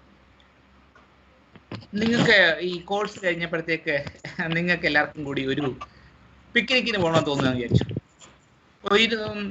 പോരെ, നമ്പർ കുറയ്ക്കാം, 100 പേരുണ്ട്. ഒരു പിക്നിക്കിന് പോകണമെന്ന് വിചാരിക്കുക. അതിൽ കുറച്ച് പേര് പറഞ്ഞു നമുക്ക് മൂന്നാർ പോകാം. അപ്പൊ വേറെ കുറെ ആളുകൾ പറയും അത് വേണ്ട, നമുക്ക് കന്യാകുമാരി പോകാന്ന് പറയും. പക്ഷെ ഏതെങ്കിലും ഒരു സ്ഥലത്തേക്ക് പോകാൻ പറ്റും. ലാൽ സാർ ഒരു സ്ഥലത്ത് പോകാനേ സമ്മതിക്കത്തു. അപ്പൊ അങ്ങനെ സംഭവിക്കുകയാണെങ്കിൽ നമ്മൾ ഈ പ്രശ്നം എങ്ങനെ സോൾവ് ചെയ്ത് എടുക്കും? അതായത് ഒരു സ്ഥലത്ത് പോകണം. അപ്പൊ ഇതിനെ വരുമ്പോൾ കറക്റ്റ്, വെരി ഗുഡ്. ഭൂരിപക്ഷ അഭിപ്രായം തരും. കാരണം എന്താ, ഭൂരിപക്ഷ അഭിപ്രായം വേണമെന്ന് ഇപ്പൊ ഒരാൾ ആൻസർ പറഞ്ഞില്ലേ. എന്തുകൊണ്ട് അങ്ങനെ പറഞ്ഞത്? നമ്മൾ ഇപ്പോൾ ജീവിക്കുന്നത് എന്താണ്, ഒരു ഡെമോക്രാറ്റിക് കൺട്രിയിലാണ്. അപ്പൊ ഡെമോക്രസി എന്ന് പറയുന്ന ഒരു സ്ട്രക്ചറിൽ ബേസ് ചെയ്തിട്ടാണ് നമ്മുടെ ചിന്ത ഇപ്പൊ അങ്ങോട്ട് പോയത്. മനസ്സിലായില്ലേ? അല്ലാതെ നമ്മുടെ ക്ലാസ്സിലെ ഇത്രയും പേര് എന്താണ്, നമ്മുടെ ക്ലാസ്സിൽ ഒരു കൂടുതൽ നായന്മാരെല്ലാം പറയുന്നത് എങ്ങോട്ടാ, മൂന്നാർ പോകാൻ. അപ്പൊ നമുക്ക് അങ്ങോട്ട് പോയേക്കാന്നല്ലല്ലോ തീരുമാനിക്കുന്നത്. അതിന്റെ കാരണം എന്താണെന്ന് ചോദിച്ചു കഴിഞ്ഞാൽ, നമ്മുടെ ചിന്തകളുടെ പ്രക്രിയയെ ഇപ്പോൾ നിയന്ത്രിക്കുന്നത് ഒരു സ്ട്രക്ചറാണ്. ആ സ്ട്രക്ചർ എന്ന് പറയുന്നത് ഏതാണ്? ഡെമോക്രാറ്റിക് ആയിട്ടുള്ള ഒരു സ്ട്രക്ചറാണ്. അതേപോലെ തന്നെ നമ്മൾ ചിന്തിക്കാൻ ഉപയോഗിക്കുന്ന സാമഗ്രികൾ ഉപയോഗിച്ചാണ് നമ്മുടെ ചിന്ത പോകുന്നത്. അങ്ങനെയുള്ള സാമഗ്രികളെ പറ്റി ഇതുവരെ നമ്മൾ ആരും ബോധേഡായിട്ടില്ല. ക്ലിയർ ആയല്ലോ? അപ്പൊ ഇവന്റും റപ്ചറും അവിടെ ഉണ്ട്. അപ്പോൾ അങ്ങനെയുള്ളൊരു സിറ്റുവേഷനകത്ത് ഇവന്റ് വന്നത് എന്താണെന്ന് ചോദിച്ചു കഴിഞ്ഞാൽ, this event is a rupture എന്ന് പറയുന്നുണ്ട്. What is a rupture? Rupture means break. Rupture means break. Break ആണ് എന്ന് വെച്ചാൽ എന്താണ്, ഇതുവരെ ഉണ്ടായ ചിന്താ പദ്ധതിയിൽ നിന്ന് പെട്ടെന്നൊരു ബ്രേക്ക് ഉണ്ടായി, ഒരു വിള്ളൽ അവിടെ സംഭവിച്ചു. അത് that is an epistemological break. What is meant by epistemological break? Epistemological break എന്ന് പറയുമ്പോഴത്തേക്ക് ജ്ഞാനശാസ്ത്രപരമായ ബ്രേക്കാണ്. എന്ന് വെച്ചാൽ അതിൻ്റെ അർത്ഥം ജ്ഞാനം എന്ന് പറയുന്നതിനെ ആർജിക്കുന്നതിലുള്ള ഫൗണ്ടേഷൻസിൽ വന്ന ബ്രേക്കാണ്. അപ്പോൾ ആ ഒരു ബ്രേക്കിനെയാണ് ഇവന്റ് എന്ന് പറയുന്നത്. So something happened in the history of the concept of structure which could be called an event, and with this rupture, with this event, the structurality of structure began to be rethought. The structurality of structure began to be rethought. അതാണ് ആ പറഞ്ഞു വന്ന point. അത് നമ്മൾ നേരത്തെ പറഞ്ഞാണ്.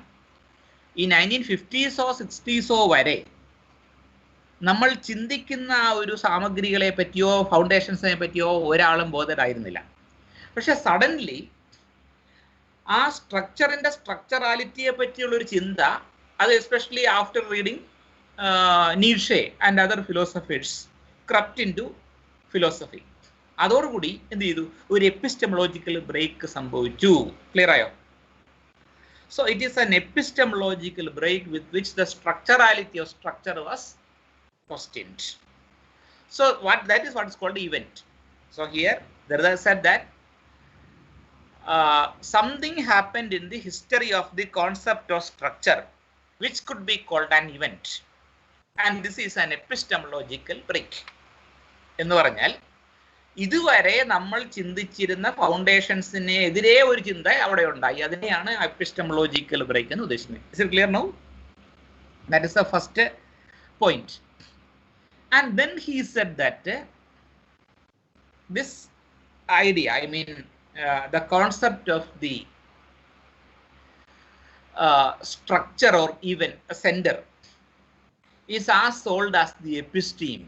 Episteme means it is the way in which people think in a certain historical situation.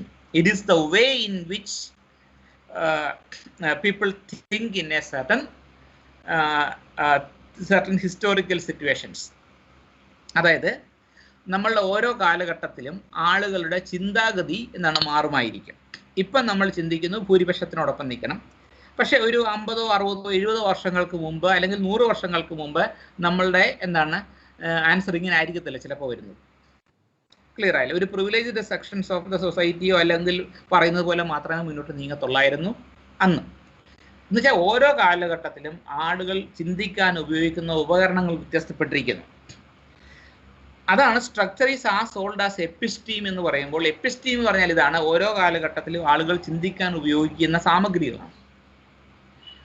And then he said that the structure is organized around a center. This structure is organized around a center. And the function of the center. So that means the structure has a function, has a center. And the center, the function of the center includes first to orient, to balance and organize the structure, and to limit the free play of elements within the structure. Clear? So every structure has a center because every structure is organized around a center, and the duty of the functions of the center are to orient, to balance and organize the structure, and also to limit the free play of elements within the structure. And what is meant by free play? Free play എന്ന് പറഞ്ഞാൽ എന്താണ്? ഓരോ സ്ട്രക്ചറും ആ സ്ട്രക്ചറിനെ നിയന്ത്രിക്കുന്ന ഒരു centre ഉണ്ട്. ആ സെന്ററിന്റെ പ്രത്യേകത എന്ന് പറഞ്ഞു കഴിഞ്ഞാൽ അതിന്റെ ഒരു ഫംഗ്ഷൻ ഇതാണ്, to limit the free play of elements within the structure. എന്ന് പറഞ്ഞാൽ എന്താ? Every structure has certain limitations, some epistemological boundaries, and if elements within the structure go beyond that particular boundary, it should be considered as a free play. So if elements within the structure move beyond the epistemological boundaries of the structure, that cannot be considered as a kind of free play. അതായത് permissible അല്ലാത്ത അതിർത്തിക്ക് അപ്പുറത്തേക്ക് elements കടന്നു പോവുകയാണെന്നുണ്ടെങ്കിൽ അതിനെ free play എന്ന് വിളിക്കണം. അങ്ങനെ പറയുമ്പോൾ നിങ്ങൾക്ക് മനസ്സിലാക്കാൻ ചില ബുദ്ധിമുട്ടുണ്ടെന്ന് ഞാൻ പറയാം. എക്സാമ്പിൾ പറയാം, അപ്പോൾ ക്ലിയർ ആവും. ഇപ്പം മാർക്സിസ്റ്റ് ഫിലോസഫി എന്ന് പറയുന്ന ഒരു സ്ട്രക്ചറാണ്. കാരണം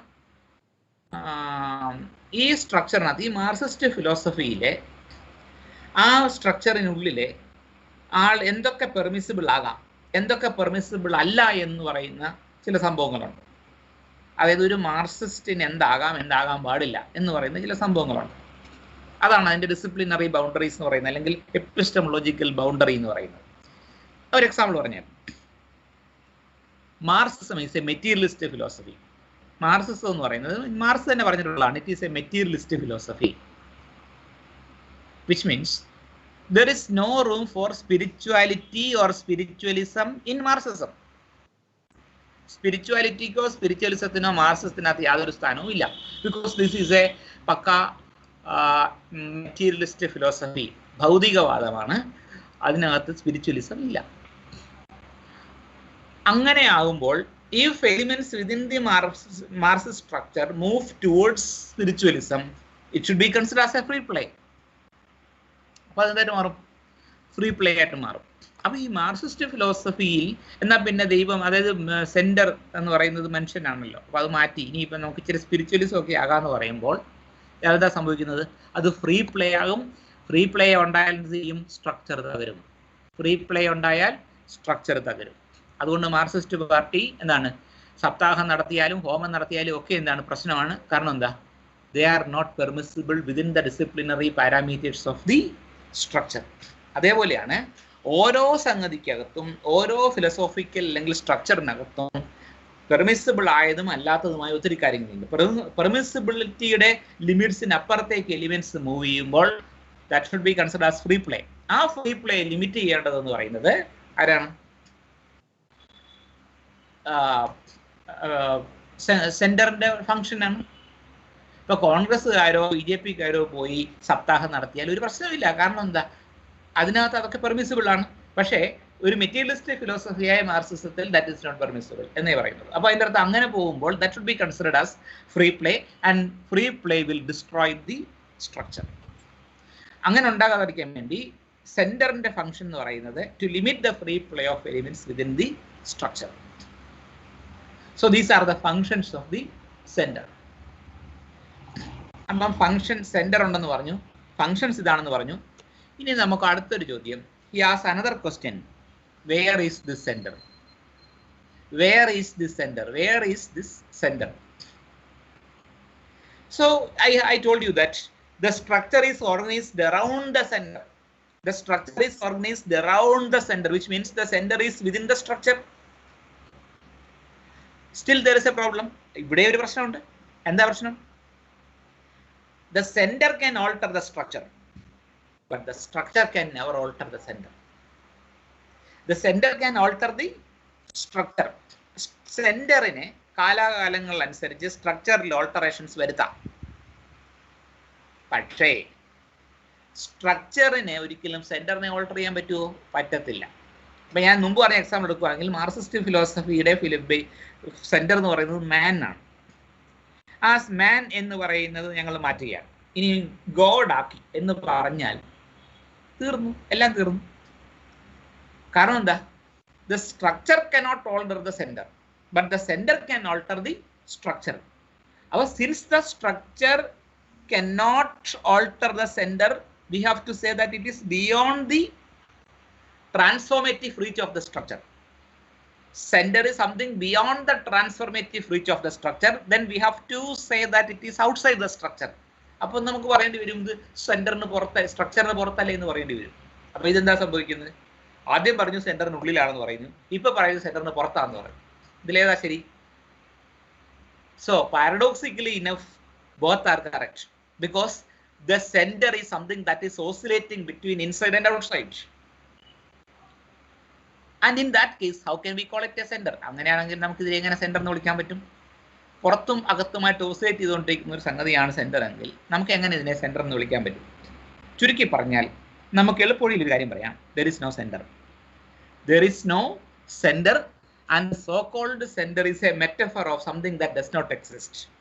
The so-called center is something that does not exist. This is how Derrida deconstructs the center in structure. സ്ട്രക്ചറിനെ ഉള്ള സെന്ററിനെ ഇങ്ങനെയാണ് ഡീകൺസ്ട്രക്ട് ചെയ്യുന്നത്. അതായത് since the centre is oscillating between inside and outside, we cannot call it a centre. So the centre is not the centre. And then they said that 3 persons were responsible for that epistemological break. 3 persons were responsible for the epistemological break, the rupture mentioned in the beginning of the paper. They are Nietzsche. So we have discussed Nietzsche. Then Freud, Sigmund Freud. And then Martin Heidegger. Martin Heidegger, the German philosopher Martin Heidegger. All the three are Germans. Nietzsche, Freud, and Heidegger. So these three persons were responsible for the rupture because they enunciated this kind of rethinking about the structurality of structure in their respective fields. അവരവരുടെ കാര്യങ്ങളിൽ അവരെന്ത് ചെയ്തു? ഈ rethinking നടത്തി about structure. അത് നീഷെ പറഞ്ഞ് നമ്മൾ നേരത്തെ ഡിസ്കസ് ചെയ്തതാണ്. That these all philosophers are lights എന്ന് പറയുന്നത്. അതുപോലെ തന്നെ മനുഷ്യൻ എന്ന് പറയുന്നത് ഒരു യൂണിഫൈഡ് എൻറ്റിറ്റിയാണ്, ആത്മാവാണെന്നൊക്കെ പറഞ്ഞതിനെ കംപ്ലീറ്റ് ഡീകൺസ്ട്രക്ട് ചെയ്ത ആളാണ് ഫ്രോയിഡ്. അത് നമ്മൾ അടുത്ത ടോപ്പിക്കിൽ നമ്മൾ പഠിക്കും. So these three persons were responsible for the epistemological break. And at the same time, according to Derrida, these three people, I mean Nietzsche, Heidegger, and Freud, initiated a critique of metaphysics. They started this rethinking about metaphysics, conventional philosophy. They started this critique of metaphysics. But at the same time, their critiques of metaphysics themselves are trapped in the logic of metaphysics. Their critiques of metaphysics are trapped in the logic of metaphysics. അതായത് നമ്മൾ ആദ്യമേ ക്ലാസ്സിൽ പറഞ്ഞപ്പോൾ ഈ ഒരു issue ഉണ്ടായതാണ്. അത് നീഷെ പറഞ്ഞ എന്താ? All philosophers are liars because they have taught us to reject the present world for the sake of another non-existent world എന്ന് പറഞ്ഞ ആളാണ് ആര്? നീഷെ. All philosophers are liars എന്ന് പറയുന്നത് തന്നെ ഒരു ഫിലോസഫി അല്ലേ? And that itself becomes a kind of philosophy. അപ്പോൾ ഇതാണ് ഇവരുടെ പ്രശ്നം.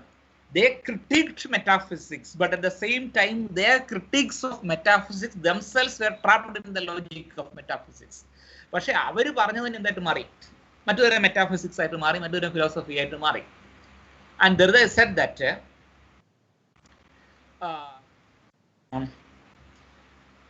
this is quite natural because we have no language, no lexicon which is outside the logic of metaphysics. We have no language or no lexicon too which is outside the logic of metaphysics. നമുക്ക് ഇതേ ചെയ്യാൻ പറ്റും. കാരണം മെറ്റാഫിസിക്സിന്റെ foundations question ചെയ്യണമെന്നുണ്ടെങ്കിൽ we are forced to use the same logic of metaphysics because we have no language, no lexicon which is outside the logic of metaphysics. മെറ്റാഫിസിക്സിന്റെ ഫൗണ്ടേഷൻസിനെ question ചെയ്യുന്നതിനകത്ത് മെറ്റാഫിസിക്സിനകത്ത് നിന്നുകൊണ്ട് മാത്രമേ ചോദ്യം ചെയ്യാൻ പറ്റൂ. ഇപ്പൊ നമ്മൾക്ക് പറയാ ഭൂമിയുടെ അടിത്തറ ഇളക്കണം എന്ന് പറയുമ്പോൾ മറ്റേ ആർക്കിമിഡീസ് പറഞ്ഞതുപോലെ ഒരു ലിവർ തന്നാൽ ഞാൻ ഇളക്കാന്ന് പറഞ്ഞില്ലേ? പക്ഷേ ഈ ലിവർ എവിടെ വെക്കും എന്നുള്ളതായിരുന്നു ഒരു പ്രശ്നം. ഈ ലിവർ എവിടെ വെക്കും എന്നുള്ളതാണ് ഒരു പ്രശ്നം. എന്ന് വെച്ചാൽ അതിന്റെ അർത്ഥം ലിവർ വെക്കണമെങ്കിൽ ഭൂമിക്ക് പുറത്തിറങ്ങി നിൽക്കണം. ക്ലിയർ? പിന്നെ അതെവിടെ വെക്കും എന്നുള്ളതാണല്ലോ പ്രശ്നം. അതേപോലെ തന്നെ നമുക്ക് ഈ മെറ്റാഫിസിക്സിനെ ക്വസ്റ്റ്യൻ ചെയ്യണമെന്നുണ്ടെങ്കിൽ മെറ്റാഫിസിക്സിനകത്ത് നിന്നുകൊണ്ടേ ചെയ്യാൻ പറ്റൂ because we have no language, no lexicon which is outside the logic of metaphysics. Metaphysics അതായത് ഭാഷയിൽ നിന്നാണ് നമ്മൾ ചിന്തിക്കുന്നതെങ്കിൽ, ഭാഷയിലാണ് നമ്മൾ ചിന്തിച്ച് തുടങ്ങുന്നതെങ്കിൽ that language itself is a kind of metaphysics. The language itself is a kind of metaphysics. So that means to question metaphysics, we are forced to use the same techniques of metaphysics. This is natural. So, an example is cited here. Take the case of ethnology. Ethnology എന്ന് പറയുന്നത് എത്തനിസിറ്റിയെ പറ്റി പഠിക്കുന്ന ശാസ്ത്രമാണ്. And after the evolution of ethnology, it is said that Europe was not the center of civilization. Because the Europeans believed that theirs was the only center of civilization in the world. ഈ ലോകത്തെ സംസ്കാരം ഉടലെടുത്തത് യൂറോപ്പിലാണെന്നാണ് യൂറോപ്യന്മാർ വിചാരിച്ചത്. അവർ മാത്രമാണ് സംസ്കാര സമ്പന്നരെന്നാണ് വിചാരിച്ചിരുന്നത്. എത്തനോളജി develop ചെയ്തതിനു ശേഷം പറഞ്ഞു നോ സംസ്കാരങ്ങൾ ഉറവെടുത്ത യൂറോപ്പിലല്ല, ആഫ്രിക്കയിലും ഏഷ്യയിലുമാണ്. ഈ ഏഷ്യയിലും ആഫ്രിക്കയിലും ഒക്കെയാണ് സംസ്കാരങ്ങൾ ഉടലെടുത്തത് എന്നുള്ളത് കൊണ്ടുവന്നത് എത്തനോളജിയാണ്. Which means ethnology questioned Eurocentrism. Ethnology questioned Eurocentrism. പക്ഷേ paradoxically enough, ethnology itself evolved in Europe. അതാണ് അതിനകത്തെ വേറൊരു തമാശ. Ethnology itself evolved in Europe, but ethnology questioned the then prevailing Eurocentrism. ഇങ്ങനെയുള്ള paradoxical situations they are quite natural. And now there is the critique Levi-Strauss. ലെവി-സ്ട്രോസിന്റെ critique എങ്ങനെയാണെന്ന് ചോദിച്ചു കഴിഞ്ഞാൽ, levy-Straus നമ്മൾ നേരത്തെ പറഞ്ഞു, കഴിഞ്ഞ ക്ലാസ്സിൽ പറഞ്ഞതാണ്, he made a distinction between nature and culture. He made a distinction between, Levi-Strauss had made a distinction between nature and culture. What is nature? He defined nature as that which is universal, that which is universal, spontaneous, and not dependent on any norms. So that which is universal, nature is that which is universal, spontaneous, and not dependent on any norms.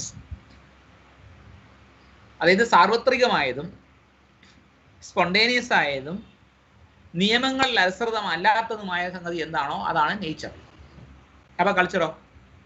Culture is that which is dependent on norms and capable of varying from social structure to another, one social structure to another. So culture is that which depends on norms. നിയമങ്ങളിൽ അനുഷ്ഠിതമായിട്ടുള്ള സംഗതിയാണ് culture. And it is capable of varying from one social structure to another. So this is how Levi-Strauss defines nature and culture. So that which is universal and spontaneous is nature, and that which is dependent on norms is culture. And everything in the world can be put under either of the two categories. But when it comes to the question of incest prohibition, he cannot put it under any one of the two categories. And he simply said that it is a scandal. കാരണം എന്താ? Incest prohibition ആലോചിച്ച് നോക്കൂ. അതായത് it is universal, it is practised by all the societies of the world. അപ്പൊ അതിന്റെ അർത്ഥം എന്താ? അത് യൂണിവേഴ്സൽ ആണെന്നല്ലേ അതിന്റെ അർത്ഥം. അപ്പൊ അതെന്ത് ചെയ്യണം? അത് നേച്ചറായിട്ട് കണക്കാക്കണ്ടേ? പക്ഷേ it is A rule, it is A Noam, it is A cultural നോം. അങ്ങനെയാണെങ്കിൽ എന്ത് ചെയ്ത്? കൾച്ചറും അല്ലേ? അപ്പോൾ incest prohibition is both nature and culture. So incest prohibition is a scandal according to Levi-Strauss. But the other said that this is not, the real situation. And he said that what is wrong with this, not nature or culture, but with the very logic of binaries. The very logic of binaries. What is meant by binary? Binaries means two. ദ്വന്ദ്ങ്ങളാണ് binary. Binary എന്ന് പറയുന്നത് ദ്വന്ദ്വമാണ്, ദ്വന്ദ്വവാദമാണ്. അതായത് ഈ western ഫിലോസഫിയുടെ operation അങ്ങനെയാണ്. In western philosophy there are binaries. Everything is put in terms of binaries. ഈ വെസ്റ്റേൺ ഫിലോസഫി എപ്പോഴും എല്ലാത്തിനെയും രണ്ടായിട്ട് കണക്കാണ്, ബൈനറിയിലിട്ടു. അതായത് everything is actually taken for granted as binaries. അതിനകത്തൊരു ഒരു പൊളിറ്റിക്സും ഒരു പവർ പ്ലേയും ഉണ്ട്, അത് പറയാം. Day night, man woman, then God demon. So a lot of binaries are there. So ഇവിടെ പ്രശ്നം എന്താ ചോദിച്ചു കഴിഞ്ഞാൽ, when a particular situation is presented in terms of binaries, രണ്ടെണ്ണം നമുക്ക് offer ചെയ്യുവാണെന്നുണ്ടെങ്കിൽ naturally our preferences will fall on one, അല്ലേ? അത് വേണം. അപ്പൊ രണ്ടെണ്ണമായി ഒന്നിനെ കാണിക്കുമ്പോൾ അതിൽ ഒന്ന് നല്ലതാണെന്ന് ഒന്ന് ചീത്തയാണെന്നുള്ളൊരു തോന്നൽ കാണുന്നവർക്കും കേൾക്കുന്നവർക്കും എല്ലാം ഉണ്ടാകണം. അങ്ങനെ ഉണ്ടാകുന്ന രീതിയിലാണ് ബൈനറി പ്രസന്റ് ചെയ്യുന്നത്. ഗോഡ് ഡീമൺ, ഇൻസ്റ്റന്റ്ലി നമ്മൾ പറയും ഗോഡാ, കൊള്ളാം. ഡാർക്ക് ആൻഡ് ലൈറ്റ് എന്ന് പറയുമ്പോഴത്തേക്ക് light is preferred to darkness. Black and white, naturally white is preferred to black. ഇനിയും വരുമ്പോൾ മാൻ ആൻഡ് വുമൺ, അപ്പം സംഭവിക്കും, അപ്പോഴവർ പറയും മാൻ. അപ്പൊ ഇങ്ങനെ ഈ ബൈനറിയിലെല്ലാം പ്രസന്റ് ചെയ്യുമ്പോൾ ഉള്ള പ്രശ്നം എന്താണെന്ന് ചോദിച്ചു കഴിഞ്ഞാൽ, one gets privileged over the other. ഇതൊരു വലിയ ട്രിക്കാണ് ഈ വെസ്റ്റേൺ ഫിലോസഫിയുടെ. ഇവിടെയാണ് പ്രശ്നം. പക്ഷേ ഇന്ത്യൻ ഫിലോസഫി അങ്ങനെയല്ല. ശ്രദ്ധിച്ചിട്ടുണ്ടോ? നമ്മൾ ദ്വന്ദ്ങ്ങളിലല്ല വിശ്വസിക്കുന്നത്, നമ്മൾ അദ്വൈതത്തിലാണ് വിശ്വസിക്കുന്നത്. അദ്വൈതം എന്ന് വെച്ചാൽ നോട്ട് ടു എന്ന് അതിൻ്റെ അർത്ഥം, രണ്ടിലല്ല. നോട്ട് ടു എന്ന് പറയുമ്പോഴത്തേക്ക് അത് 1 ആകാം 3 ആകാം, 2 ആകരുതെന്നേ ഉള്ളൂ. നോട്ട് അദ്വൈതം എന്ന് പറഞ്ഞാൽ 1 ആകാം 3 ആകാം. ക്ലിയർ ആയത്? അതായത് അഹം ബ്രഹ്മാസ്മിൻ സ്വം തത്വമസി എന്ന് പറയുന്നതിൻ്റെ അർത്ഥം ഞാനും നീയും തമ്മിൽ വ്യത്യാസമില്ല, നമ്മൾ രണ്ടും ഒന്നാണ് എന്ന് വെച്ചാൽ ബ്രഹ്മമാണ് നമ്മളെല്ലാം. അതേപോലെ തന്നെ നമ്മൾ ഈ എസൻസ് ഡിഫറൻഷിയേറ്റ് ചെയ്യുന്നത് western പാരാമീറ്റേഴ്സിൽ there are only 2 essences, masculine and feminine. You can be either man or woman according to western parameters. വെസ്റ്റേൺ ഫിലോസഫിയിൽ വെസ്റ്റേൺ പാരാമീറ്റേഴ്സിൽ ഇത് രണ്ടേ ഉള്ളൂ, man or woman. You can be either a man or woman. There can not be a third situation. ഈ third gender എന്നൊക്കെ പറഞ്ഞാൽ ഇപ്പോൾ ഉണ്ടായത് ഒരു 10-25 വർഷത്തിനുള്ളിൽ മാത്രം നടന്ന ഡെവലപ്മെൻറ്റാണ്. അതിന് വരെയുള്ള ഒരു കൺവെൻഷണൽ ഫിലോസഫിയിലും വെസ്റ്റേൺ ഫിലോസഫിയിലും അങ്ങനെ ഒരു സാധനമില്ല. പക്ഷേ ഇന്ത്യൻ ഫിലോസഫി നോക്കിക്കോ, നമ്മുടെ എസൻസ് 3 സ്വത്വങ്ങൾ നമുക്ക് 3 ഉള്ളത്. പുരുഷത്വം, നാരിത്വം, ക്ലീബത്വമുണ്ട്. പുരുഷത്വം എന്ന് പറയുന്നത് മാസ്കുലിനിറ്റിയാണ്, നാരിത്വം എന്ന് പറയുന്നത് ഫെമിനിറ്റിയാണ്, ഇൻ ബിറ്റ്വീനസ് ഉണ്ട്, അതാണ് ക്ലീബത്വം. കുരുക്ഷേത്ര യുദ്ധത്തിന് അർജുനൻ ചെന്നപ്പോൾ അർജുനൻ എന്താണ് ഈ ഗുരുഭൂതന്മാരെയെല്ലാം കണ്ട് പരവശനായി അവസാനം യുദ്ധം ചെയ്യുന്നില്ല എന്ന് പറഞ്ഞ് to be or not to be എന്ന് പറഞ്ഞ് അവിടെ നിന്നപ്പോൾ കൃഷ്ണൻ അർജുനെ വിളിക്കുന്നുണ്ട്, ക്ലീബ എന്ന് വിളിക്കുന്നുണ്ട്. എന്ന് വെച്ചാൽ ആണും പെണ്ണും കെട്ടവൻ എന്നുള്ള അർത്ഥത്തിൽ തന്നെയാണ് ക്ലീബ എന്ന് വിളിക്കുന്നുണ്ട്. അതുപോലെ ഈ തേർഡ് ജെൻഡർ ക്യാരക്ടേഴ്സ് നമ്മുടെ പുരാണങ്ങളിൽ ഇഷ്ടം പോലെ ഉണ്ട്. ശിഖണ്ഡി, ബൃഹന്നള, ഇതൊക്കെ എന്താണ് ഈ തേർഡ് ജെൻഡറിന്റെ ഒരു സ്ഥാനം നമ്മുടെ ഈ കൾച്ചറിലും ഫിലോസഫിയിലും ഉണ്ട്. പക്ഷെ വെസ്റ്റേണിൽ ഇല്ല. ഇപ്പോഴാണ് ഈ തേർഡ് ജെൻഡറും ഈ സെക്ഷൽ മൈനോറിറ്റീസ് ഒക്കെ പറഞ്ഞു വരുന്നത്. ഇപ്പോൾ തുടങ്ങിയത് കുറച്ച് നാളായി ആയിട്ടുള്ളൂ. അപ്പൊ ചുരുക്കി പറയുമ്പോൾ നമ്മുടെ കൾച്ചർ കുറച്ചുകൂടെ ഫ്ലെക്സിബിൾ ആകാനുള്ള കാരണം നമ്മൾ ദ്വന്ദ്ങ്ങളിൽ വിശ്വസിക്കുന്നില്ല. കാരണം ദ്വന്ദ്ങ്ങളിൽ വിശ്വസിക്കുന്നവർ വളരെ റിജിഡാണ്, ഒരു റിജിഡ് സ്ട്രക്ചറിലേക്ക് അവർ മാറും. അപ്പൊ ഇവിടെ ഈ ദ്വന്ദ്ങ്ങളിലൂടെ ചിന്തിക്കുന്നതിനെയാണ് ധൃതി എതിർക്കുന്നത്. അവിടെയാണ് പ്രശ്നം. അല്ലാതെ നേച്ചർ കൾച്ചർ ഡിവൈഡിലല്ല പ്രശ്നം. Why nature culture? That is a question. Why this kind of a compartmentalization? That is what Derrida asks. And the problem is with that kind of a compartmentalization in terms of binaries. And then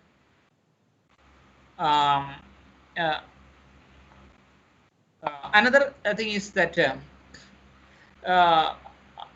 a critique of metaphysics can follow 2 paths. One is to get outside the logic of metaphysics, which is not possible, and to secondly to conserve all the concepts while recognizing their limits. So that means he said that a critique of metaphysics is not possible because to make a critique of metaphysics is possible under 2 situations. So we are forced to make a decision between 2. One is to take a step outside metaphysics. Metaphysics in a പുറത്തിറങ്ങി നിന്ന് അതിനെ question ചെയ്യണം, നടക്കുന്ന കാര്യമില്ല. It is not possible because language itself is a kind of metaphysics. അപ്പം മെറ്റാഫിസിക്സിന്റെ ലോജിക്കിന് പുറത്തിറങ്ങി പോകുന്ന വെച്ചാൽ ലാംഗ്വേജിന് പുറത്തിറങ്ങി പോകണം. നടക്കുന്ന കാര്യമാണോ? നമുക്ക് സ്വന്തമായ ഒരു ഭാഷ ഉണ്ടാക്കാൻ പറ്റുമോ? ഇല്ല. അപ്പൊ ചുരുക്കി പറയുമ്പോൾ ഭൂമിയെ അളക്കാൻ വേണ്ടി ലിവർ കിട്ടിയാൽ മതി. പക്ഷെ ലിവർ അവിടെ വെക്കും എന്നുള്ളതാണ് പ്രശ്നം. കാരണം അത് ഇമ്പോസിബിൾ ആണ്. ആ ഒരു സിറ്റുവേഷൻ ഇമ്പോസിബിൾ ആണ്. അതേപോലെ തന്നെ to effect a critique of metaphysics, either we should step outside the logic of metaphysics or we have to conserve all the concepts and recognize their limits. അതായത് നമ്മളുടെ കോൺസെപ്റ്റ്സിന്റെ ലിമിറ്റേഷൻസ് റിക്കഗ്നൈസ് ചെയ്യണമെന്ന് മാത്രമേ post structuralism പറയുന്നുള്ളൂ. അതാണ് ഞാൻ പറഞ്ഞത്. ഈ post structuralism ഈ പറയുന്നൊന്നും എതിരല്ല, അത് ലിമിറ്റഡ് ആണെന്ന് പറയും. ഇപ്പം പോസ്റ്റ് സ്ട്രക്ചർ അതിന്റെ എക്സാമ്പിൾ പറയാം. പോസ്റ്റ് സ്ട്രക്ചറലിസം എത്തിസം എന്നുള്ള വ്യത്യാസം നോക്കിയോ. എത്തിസ്റ്റുകൾ പറയും ദൈവം ഇല്ല ഇല്ല ഇല്ല ഇല്ല എന്നങ്ങനെ പറയും, എത്തിസ്റ്റുകൾ പറയും. പക്ഷേ പോസ്റ്റ് സ്ട്രക്ചറലിസം പറയുന്നത് എന്താ? ദൈവം ഉണ്ടോ ഇല്ലയോ എന്തായാലും കുഴപ്പമില്ല, പക്ഷെ ദൈവം എന്ന് പറയുന്നത് that is A metaphor. Clear? അത് ഒരു മെറ്റഫറാണ്, ഒരു മെറ്റഫോറിക്കൽ ആയ ഒരു സാധനമാണ്. എന്ന് വെച്ചാൽ അതിന്റെ അർത്ഥം A metaphor that stands for something else എന്നാണ് പോസ്റ്റ് സ്ട്രക്ചറലിസം പറയുന്നത്.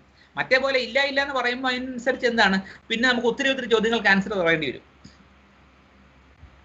അപ്പോൾ അവിടെയാണ് പ്രശ്നം. ദൈവം ഉണ്ട് അല്ലെങ്കിൽ ഇല്ല. പക്ഷെ ഈ ദൈവം എന്ന് പറയുന്നത് as A metaphor it exist എന്ന് തന്നെയാണ് പോസ്റ്റ്സ്ട്രക്ചറലിസ്റ്റ് പറയുന്നത്. അത് നമ്മളെ ഓരോ കോൺസെപ്റ്റിന്റെ ലിമിറ്റേഷൻസും മനസ്സിലാക്കുന്നതേ ഉള്ളൂ. ഇപ്പം നമ്മൾ എത്തിസ്റ്റുകൾ പറയുന്നത് എന്തിനാണ് ദൈവമില്ല എന്ന് പറയുന്ന കാര്യം എന്താ? ദൈവം എന്ന് പറയുന്ന ഒരാളിനെ തപ്പി അവർ പോവാം. ഇപ്പം നീണ്ട താടിയുള്ള ഒരാൾ അല്ലെങ്കിൽ 4 തലയുള്ള ഒരു ദൈവം, ഇനി ഒരാളിനെ തപ്പി പോയി അങ്ങനെ കണ്ടില്ല അപ്പോൾ ദൈവമില്ല എന്ന് പറയുന്നതല്ല. അങ്ങനെ ഒരു സംഗതി ഉണ്ടെങ്കിൽ it has A metaphorical value എന്ന് പറയുന്നതാണ് പോസ്റ്റ്സ്ട്രക്ചറലിസം. എന്ന് വെച്ചാൽ അതിന്റെ ലിമിറ്റേഷൻസ് നമ്മൾ റിക്കഗ്നൈസ് ചെയ്യുന്നു. This is how we can effect a critique of metaphysics. And then there the proceeds to criticize 2 other concepts or another binaries introduced by or discussed by Claude Lévi-Strauss. They are the engineer and the bricklayer. Who is the engineer? The engineer is a master designer. The engineer is a master designer. The one who constructs his design and works accordingly. ഈ എഞ്ചിനീയറിന്റെ പ്രത്യേകത പറഞ്ഞു കഴിഞ്ഞാൽ engineer സ്വന്തമായി ആശയമുള്ള ആളാണ്. ആശയങ്ങളെ സൃഷ്ടിച്ചിട്ട് ആശയങ്ങളെ നടപ്പിൽ വരുത്താനായിട്ട് ശ്രമിക്കുന്ന ആളാണ് എഞ്ചിനീയർ. പക്ഷെ ബ്രിക്കോളിയറോ? Bricoleur is one who makes use of available materials. One who makes use of available materials. Available ആയ മെറ്റീരിയൽസ് ഉപയോഗിച്ച് ജോലി ചെയ്യുന്ന ആളാണ് ബ്രിക്കോളിയർ. ഫോർ എക്സാമ്പിൾ പറഞ്ഞാൽ ഒരു സ്ക്രൂ ഊരണമെങ്കിൽ സ്ക്രൂ ഡ്രൈവർ കൊണ്ട് വന്നാലേ ഞാൻ ഊരത്തുള്ളൂ എന്ന് പറഞ്ഞാൽ യു ആർ നോട്ട് എ ബ്രിക്കോളിയർ. പകരം ഒരു കത്തിയുടെ അറ്റം കൊണ്ടോ അല്ലെങ്കിൽ ഒരു സ്പൂണിന്റെ പിടി കൊണ്ടോ ഇത് ഇളക്കാൻ നോക്കുകയാണെന്നുണ്ടെങ്കിൽ you are a bricoleur because you are making use of available materials. അങ്ങനെ ആകാം ബ്രിക്കോളിയർ. അല്ലെങ്കിൽ വേറൊരു എക്സാമ്പിൾ ഞാൻ പറയാം. പക്ഷെ അത് കേൾക്കുമ്പോൾ നിങ്ങൾ വിചാരിക്കും പറയാം. അതായത് ഈ പെരുന്തച്ചൻ എന്ന് പറഞ്ഞ സിനിമയിൽ പെരുന്തച്ഛൻ ഇങ്ങനെ കുറേ നാളുകൾക്ക് ശേഷം വീട്ടിൽ വരിക. അപ്പോൾ കുഞ്ഞുണ്ടായതിനു ശേഷം കുഞ്ഞിനെ കണ്ടിട്ടില്ല. അപ്പോൾ കുഞ്ഞിന് എന്തെങ്കിലും ഒരു ഗിഫ്റ്റ് കൊടുക്കണമല്ലോ. വീടിൻ്റെ തൊട്ട് ഇപ്പുറത്തെ വീടിൻ്റെ എത്തിയപ്പോഴാണ് അത് ഓർത്തത്, ഒന്നും കൊണ്ടുവന്നില്ലല്ലോ എന്ന്. അപ്പോൾ പെരുന്തച്ഛൻ എന്ത് ചെയ്തു? അദ്ദേഹം ഉടനെ അവിടെ ഒരു ഓലമടൽ കിടപ്പുണ്ടായിരുന്നു, തെങ്ങിൻ്റെ ഒരു ഓലമടൽ കിടപ്പുണ്ടായിരുന്നു. അപ്പോൾ അദ്ദേഹം ആ ഓലമടൽ ഇങ്ങോട്ട് എടുത്തിട്ട് കയ്യിലൊരു വെട്ടുകത്തി കിട്ടി. അതുകൊണ്ട് 3-4 വെട്ട് വെട്ടിയപ്പം നോക്കിക്കോ, വെട്ടിയത് സാധാരണക്കാരനല്ല, പെരുന്തച്ഛനാണ്. അതുകൊണ്ട് എന്ത് സംഭവിച്ചു? ആ മടലൊരു പാവയെ പോലായി. അതാണ് ആ വെട്ടിയത്. അവൈലബിൾ റിസോഴ്സസ് ഉപയോഗിച്ചു ബ്രിക്കോളിയർ. അതവിടെ നിൽക്കട്ടെ, അത് പെരുന്തച്ഛൻ്റെ കാര്യം നമ്മൾ മാത്രം അറിഞ്ഞാൽ മതി. പക്ഷെ ഈ എഞ്ചിനീയർ ബ്രിക്കോളിയർ ബൈനറിയിൽ നോക്കുമ്പോൾ, വെസ്റ്റേൺ മെറ്റാഫിസിക്സിന്റെ പാരാമീറ്റർ എടുക്കുമ്പോൾ the engineer is the superior one. Why? Because he is the master designer. The engineer is the master designer. He designs things and works accordingly. ആണോ? അത് അതിർത്ത് ചോദിക്കുന്നത്. ശരിക്കും അങ്ങനെയാണോ? Is the engineer superior to the bricoleur? Never. എന്താ കാരണം? Engineer ബ്രിക്കോളിയറിനേക്കാൾ മിടുക്കനാണോ? The engineer as the constructor of his plan is only a theological idea. The engineer as the constructor of the plan is only a theological idea. Theologians അങ്ങനെയൊക്കെ പറയും. അതായത് ദൈവം എന്തു ചെയ്യുന്നു, ഇങ്ങനെ കണ്ണടച്ചിരുന്നപ്പോഴത്തേക്ക് ആശയങ്ങൾ ദൈവത്തിന്റെ മനസ്സിൽ വന്നു, ആ ആശയങ്ങൾ ഉപയോഗിച്ച് ഈ പ്രപഞ്ചത്തെ സൃഷ്ടിച്ചു എന്ന് തിയോളജിയൻസ് പറയും. പക്ഷെ അത് ദൈവത്തിന്റെ കാര്യം. അങ്ങനെയാണോ ഇപ്പോഴത്തെ എഞ്ചിനീയർമാർ? എഞ്ചിനീയർ അങ്ങനല്ല. ആക്ച്വലി എഞ്ചിനീയർമാരാരെങ്കിലും ഉണ്ടെങ്കിൽ ക്ഷമിക്കണം, അല്ലെങ്കിൽ എഞ്ചിനീയർമാരോട് ചെന്ന് പറയരുത് the engineer does not exist. That kind of an engineer does not exist. കാരണം എന്താ? Every engineer makes his plan out of available resources, out of available knowledge or out of what is available to him. അതൊരു engineer അയാൾ design ഉണ്ടാക്കുന്നത് അയാൾക്ക് ലഭ്യമായ അറിവിൽ നിന്നാണ്. അപ്പോൾ അതിൻ്റെ അർത്ഥം എന്താ? The engineer too makes use of available materials, and in that sense the engineer is also a kind of bricklayer. The engineer is also a kind of bricklayer because he makes use of available resources and knowledge. And then there is said that this privileging of the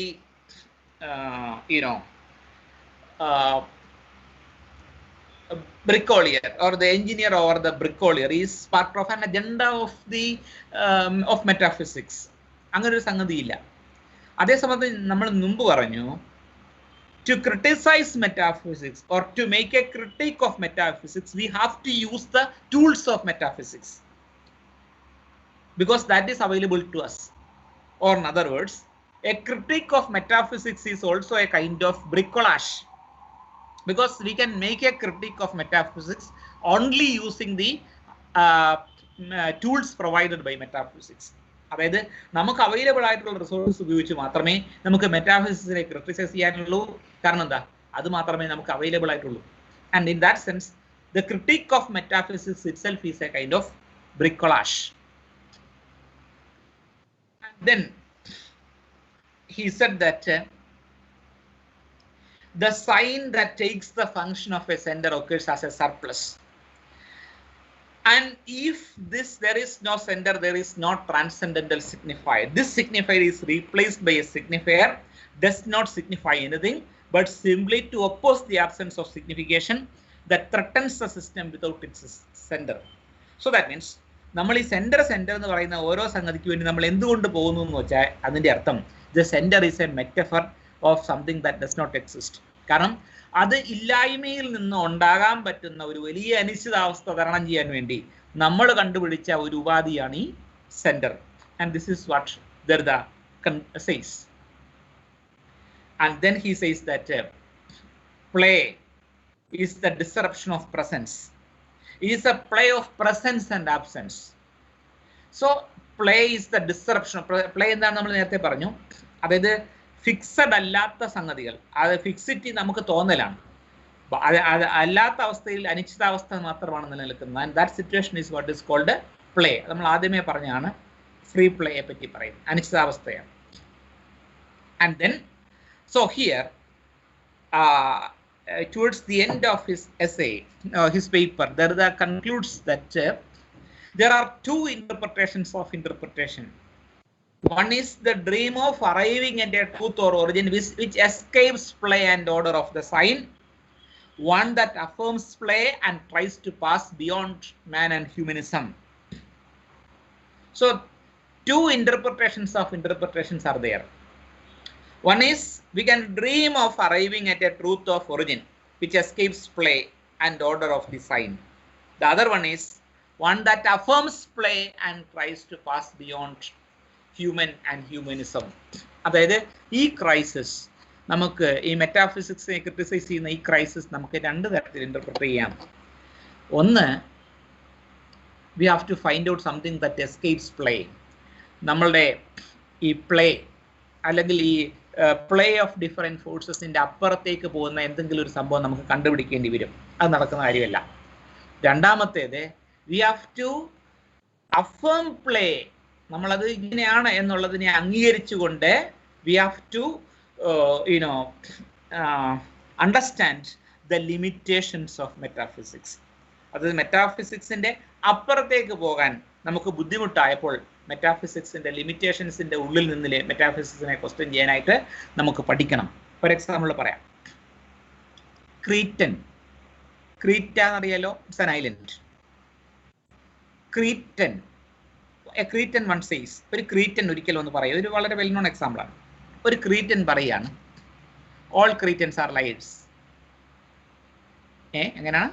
A Cretan says all Cretans are liars.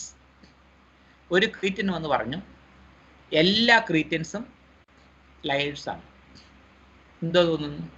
ഒരു പ്രശ്നമില്ലേ അവിടെ? All Cretans are liars എന്ന് പറഞ്ഞൊരു Cretan ആയതുകൊണ്ട് ഇതും കള്ളമാകും. അയാളുടെ പറഞ്ഞതും കള്ളമായിക്കൂടെ? All Cretans are liars എന്ന് പറഞ്ഞതൊരു Cretan ആണ്, അതുകൊണ്ട് എന്ത് ചെയ്തു? അയാൾ പറഞ്ഞതും കള്ളമായി.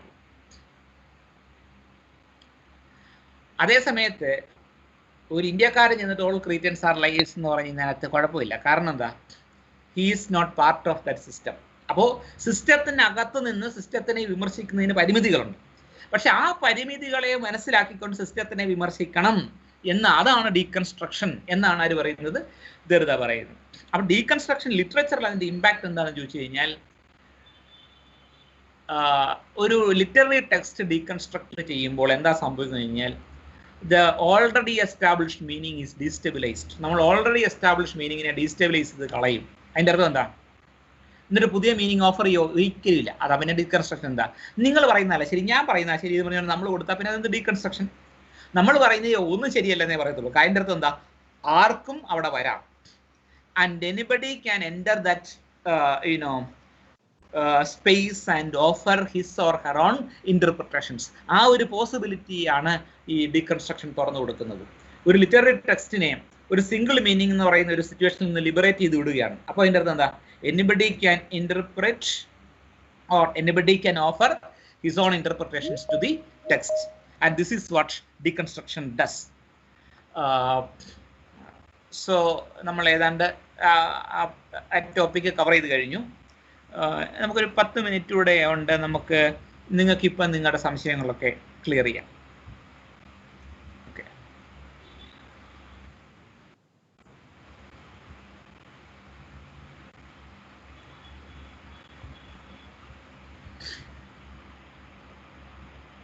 Hello, are you there? ഞങ്ങൾക്ക് ഗ്രൂപ്പിൽ ഇട്ട് തരുമോ? എന്തോ പറഞ്ഞേ?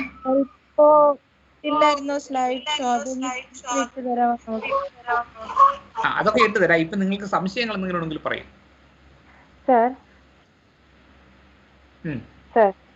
സ്ട്രക്ചറിന് ഒരു സെന്റർ ഉണ്ടെന്ന് പറഞ്ഞില്ലേ? അതെ. എന്താണ് സ്ട്രക്ചറിന്റെ സെന്റർ ആയിട്ട് വരിക? അതിന്റെ differs from structure to structure. ഇപ്പൊ നമ്മൾ ആലോചിക്കുക, ക്രിസ്ത്യാനിറ്റി ഒരു സ്ട്രക്ചർ ആയിട്ട് വിചാരിച്ചോ. അതായത് ക്രിസ്ത്യാനിറ്റി എന്ന് പറയുന്ന ഒരു സ്ട്രക്ചർ എടുക്കുകയാണെന്നുണ്ടെങ്കിൽ അതിനൊരു സെന്റർ ഇല്ലേ? അതായത് ദൈവം അല്ലെങ്കിൽ ദൈവപുത്രൻ എന്നൊക്കെ പറഞ്ഞൊരു സെന്റർ ഇല്ലേ? അവിടെ ഒരു തിയോളജിക്കൽ സെന്റർ ഇല്ലേ? അപ്പൊ അതായത് അത്തരം ഒരു ചിന്താ പദ്ധതിയിൽ നിന്ന് നമുക്ക് എന്തിനെ വേണേലും ഇന്റർപ്രറ്റ് ചെയ്യാം. ഇപ്പോൾ ഒരാൾ കഷ്ടപ്പെടുക, വളരെ ജീവിതത്തിൽ ഭയങ്കരമായിട്ട് കഷ്ടപ്പാടും വിഷമങ്ങളുമായിട്ട് നിൽക്കുക. അപ്പോൾ അതിനകത്ത് പറയാം, നിങ്ങളുടെ കഷ്ടപ്പാടെന്നൊക്കെ പറയുന്നത് ദൈവം നിങ്ങളെ പരീക്ഷിക്കുന്നതാണ്. ഇനി കുറെ കഴിയുമ്പോഴത്തേക്ക് നിങ്ങൾ മരിച്ചു കഴിയുമ്പോൾ നിങ്ങൾ ശരിക്കും സ്വർഗ്ഗരാജ്യത്ത് പോകും എന്നൊക്കെ നമുക്ക് ഇന്റർപ്രിട്ടേഷൻ കൊടുക്കരുതോ? അപ്പോൾ അത് അവിടെ ഒരു സെന്റർ അവിടെ വർക്ക് ചെയ്തു. അതേസമയത്ത് ഇതേ സിറ്റുവേഷൻ മാർക്സിസ്റ്റുകളിലോട്ട് കൊടുത്തു നോക്ക്. മാർക്സിസ്റ്റുകൾ പറയും എന്താന്ന് പറയുന്നത് അറിയോ? ഇത് ക്ലാസ് കോൺഫ്ലിക്റ്റ് കൊണ്ട് സംഭവിക്കുന്നതാണ്. ഇവിടെയുള്ള പ്രശ്നങ്ങൾ, വർഗസമരങ്ങളുടെ പ്രശ്നമാണ്. നിങ്ങളുടെ പ്രശ്നങ്ങൾ വർഗസമരത്തിലൂടെ മാത്രമേ സോൾവ് ചെയ്യാൻ സാധിക്കത്തുള്ളൂ എന്ന് പറയും. അപ്പൊ അങ്ങനെ ഓരോ തരത്തിലും ചിന്തകളെ എന്താണ് റെഗുലേറ്റ് ചെയ്യുന്ന സിസ്റ്റംസ് ഉണ്ട്. അതിനെയാണ് ഈ സ്ട്രക്ചർ എന്ന് പറഞ്ഞാൽ. ആ സ്ട്രക്ചറിന് ഓരോ സെന്റർ ഉണ്ട്. ഇപ്പം ദൈവത്തിൽ അധിഷ്ഠിതമായ ഒരു സെന്ററിലൂടെയാണ് ക്രിസ്ത്യാനിറ്റി തിങ്ക് ചെയ്യുന്നതെങ്കിൽ മനുഷ്യനിൽ അധിഷ്ഠിതമായ ഒരു സെന്ററിലൂടെയാണ് മാർക്സിസം തിങ്ക് ചെയ്യുന്നത്. അത്രേ ഉള്ളൂ. അങ്ങനെ ഒരു സംഭവമാണ്.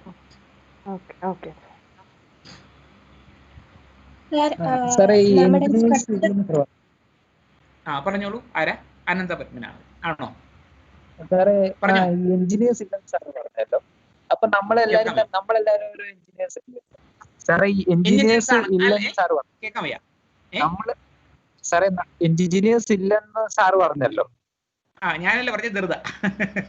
അപ്പം സാറേ, അപ്പൊ നമ്മളെല്ലാരും ഒരു എഞ്ചിനീയേഴ്സ് തന്നെ അല്ലേ സാറേ? എല്ലാം നമ്മൾ എന്ന് പറഞ്ഞാൽ എങ്ങനെ സാറേ? ഇപ്പൊ നമുക്ക് ഓരോ ഐഡിയോളജി ബേസ് നമ്മൾ ചെയ്യുന്നില്ല. അപ്പൊ നമ്മൾ എഞ്ചിനീയേഴ്സ് അല്ലേ സാർ? അതായത് അതിന്റെ അർത്ഥം, അതായത് എഞ്ചിനീയർ എന്ന് പറയുന്നത് നമ്മൾ കൺവെൻഷണൽ മെറ്റാഫിസിക്സ് വെച്ച് ചിന്തിച്ചാൽ ഒരു ശൂന്യതയിൽ നിന്ന് ഒരു ഐഡിയ ക്രിയേറ്റ് ചെയ്തെടുക്കുന്ന, ആ ഐഡിയയെ നടപ്പിൽ വരുത്തുന്ന ആളാണ് എഞ്ചിനീയർ. അങ്ങനെയാണോ നമ്മൾ? നമുക്ക് എവിടുന്ന് ആ ശൂന്യതയിൽ നിന്ന് ഐഡിയ കിട്ടുന്നത്? നമുക്കൊരു ശൂന്യതയിൽ നിന്നല്ല നമ്മൾ ഐഡിയ കിട്ടിയത്. നമ്മുടെ ഇത്രയും നാളത്തെ എക്സ്പീരിയൻസ്, നമ്മുടെ ഇത്രയും നാളത്തെ അറിവ്, നമ്മൾ ആർജിച്ചിട്ടുള്ള അറിവും നമ്മളുടെ സ്കൂളിങ്ങും ഒക്കെ ഉൾപ്പെടെയുള്ള, നമ്മുടെ പേരൻസിന്റെ ഇൻഫ്ലുവൻസ് ഒക്കെ ഉൾപ്പെടെയുള്ള ഒരു സ്ട്രക്ചറിൽ നിന്നാണ് നമ്മൾ ഐഡിയ ഉണ്ടാക്കിയെടുക്കുന്നത്. അല്ലാതെ നമുക്ക് എന്താണ് ദൈവം ചെയ്തതുപോലെ പെട്ടെന്ന് ശൂന്യതയിൽ നിന്നൊരു ഐഡിയ ഉണ്ടാക്കിയെടുത്ത് നമുക്ക് എന്താണ് ഒരു സൃഷ്ടി നടത്താനായിട്ട് പറ്റത്തില്ല. അതുകൊണ്ടാണ് പറഞ്ഞത് എഞ്ചിനീയറിംഗ് എന്ന് പറയുന്നത്. എഞ്ചിനീയർ എന്ന് പറയുന്നത് ഒരു തിയോളജിക്കൽ ഐഡിയ മാത്രമാണ്. All engineers are bricoleurs too. അവർ ബ്രിക്കോളിയേഴ്സ് ആണ്. കാരണം എന്താ? They are making designs out of available materials or what is available to them. അതാണ് ഉദ്ദേശിക്കുന്നത്. Thank you sir. സർ, സ്ട്രക്ചറലിസത്തെ സർ കേൾക്കാമോ? പറഞ്ഞു മീന ജാസ്മിനോ? സർ അതെ, സ്ട്രക്ചറലിസത്തിന്റെ റപ്ചറിന് കാരണമായവരാണോ നീഷെ, ഫ്രൂഡ്, ഹൈദഗർ, ദരീദ പറയുന്നത്? സ്ട്രക്ചറലിസത്തിനല്ല. സ്ട്രക്ചറലിസം എന്ന് പറയുന്ന അത് കൊണ്ടുവന്നൊരു സ്ട്രക്ചർ ആണല്ലോ. അതായത് നമ്മളിപ്പോ ആലോചിച്ച് നോക്കിക്കോ, ഫിലോസഫി തുടങ്ങി 10,000-2000 വർഷങ്ങൾ വരെ. ഇപ്പൊ നമ്മൾ സോക്രട്ടീസ് 2000 അല്ല 2500 വർഷമായി. സോക്രട്ടീസ് ജീവിച്ചിരുന്നത് ഒരു 10,000-2500 വർഷമായി കാണും. അപ്പൊ ഈ അന്ന് മുതലുള്ള ഈ വെസ്റ്റേൺ ഫിലോസഫിയുടെ ചരിത്രം എടുത്ത് നമ്മൾ പരിശോധിച്ച് നോക്കിക്കോ. വെസ്റ്റേൺ ഫിലോസഫിയുടെ, ഇന്ത്യയുടെ അല്ല, വെസ്റ്റേൺ ഫിലോസഫിയുടെ ചരിത്രം എടുത്ത് പരിശോധിച്ചാൽ നമുക്ക് കാണാൻ സാധിക്കുന്ന ഒരു കാര്യം എന്ന് പറയുന്നത് ഒരു പർട്ടിക്കുലർ ഫ്രീക്വൻസിയിൽ അതേപോലെ പോയി. അതാണ് ഈ ലോഗോസെൻട്രിക് മെറ്റാഫിസിക്സ് എന്ന് ഇത് പറയുന്നത്. അതെല്ലാം ഒന്നിന് ഒരു സെന്റർ മാറി ഒരാൾ പറയും ഇതാണ് സെന്റർ, അപ്പോൾ ആൾ പറയും അതല്ല ഇതാണ് സെന്റർ എന്ന് വേറെ പറയും ഇതല്ല സെന്റർ ഇതാണ് സെന്റർ എന്ന് ഇങ്ങനെ പറഞ്ഞുകൊണ്ടിരിക്കും. അപ്പോൾ അങ്ങനെയുള്ള ഒരു ലോജിക്ക് ഈ ഒരു 50s വരെ വേണമെങ്കിൽ കാണാൻ നമുക്ക് പറ്റും. സഡൻലി എന്ത് ചെയ്തു, ആ ഒരു സ്ട്രക്ചറിനെ പറ്റി ഒരു റീതിങ്കിങ് വന്നത് ഈ 20th സെഞ്ചുറിയുടെ മധ്യത്തോട്, അതായത് 50s 60s കൂടിയാ. ഒരു പക്ഷേ നീഷയുടെ ബുക്സ് ഒക്കെ ട്രാൻസ്ലേറ്റ് ചെയ്ത് ആ ഒരു സമയം ആയതുകൊണ്ടാകാം. അപ്പോൾ ഇവര് 3 പേരും, അതായത് ഈ ഹൈദഗർ, നീഷയുടെ ബാക്കി സംഗതി ഹൈദഗർ ഫോളോ ചെയ്തു, പിന്നെ ഫ്രോയിഡ്, ഇവര് 3 പേരും എന്ത് ചെയ്തു, അതുവരെയുള്ള കാഴ്ചപ്പാടുകളെ തന്നെ അട്ടിമറിച്ചവരാണ്. അപ്പൊ ഈ ഫ്രോയിഡ് പറയുന്നത്, അത് ഫ്രോയിഡിന് മുമ്പ് മനുഷ്യ മനസ്സെന്ന് പറയുന്ന ഒരു സംഗതിയെ പറ്റി ആരും ചിന്തിച്ചിട്ട് പോലും ഇല്ല. അതായത് മനുഷ്യന് ആത്മാവുണ്ട്, ആത്മാവിൽ നിന്ന് എല്ലാ ചിന്തകളും നടക്കുന്നൊക്കെയാണ് പറഞ്ഞുകൊണ്ടിരുന്നത്. പക്ഷെ അതൊന്നുമല്ല, മനുഷ്യനൊരു എന്താ പറയുന്നത്, സൈക്കിക് ആപ്പറേറ്റസ് ഉണ്ടെന്ന് കണ്ടുപിടിച്ചു. അതോടുകൂടി അങ്ങനെ സെൽഫ് ഒരു സിംഗിൾ സെൽഫ് എന്ന് പറയുന്ന ഒരു സംഗതി, അത് ദൈവം നമുക്ക് ക്രിയേറ്റ് ചെയ്ത് തന്ന ആത്മാവെന്ന് പറഞ്ഞൊരു സംഭവം വെച്ചാണ് നമ്മൾ ഇതെല്ലാം ചെയ്യുന്നതെന്നുള്ളതിനെ കംപ്ലീറ്റ് തകിടം മറിച്ച് അട്ടിമറിച്ചു തന്ന ആളാണ് ഈ ഫ്രോയിഡ്. അപ്പൊ അങ്ങനെ വരുന്ന 3 ആളുകളും വന്നപ്പോഴത്തേക്കിനെ ഇതുവരെ നമ്മൾ ചിന്തിച്ചിരുന്ന ഒരു പാറ്റേണിൽ വളരെ പെട്ടെന്നൊരു റപ്ചർ ഉണ്ടായി, ഒരു ബ്രേക്ക് ഉണ്ടായി. അതാണ് ഈ പോസ്റ്റ് സ്ട്രക്ചറിസത്തിലേക്ക് കലാശിച്ചതെന്ന് നമുക്ക് വേണമെങ്കിൽ പറയാം. അതാണ് അവിടെ ഉദ്ദേശിച്ചത്.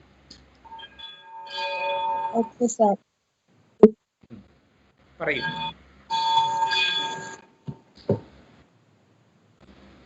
വെല്ലക്കടിക്കുന്നുണ്ടല്ലോ. നിങ്ങൾക്ക് എല്ലാവർക്കും ഈ സംഭവം ഇഷ്ടപ്പെട്ടോ? വെറുതെ ഇഷ്ടപ്പെട്ടോ?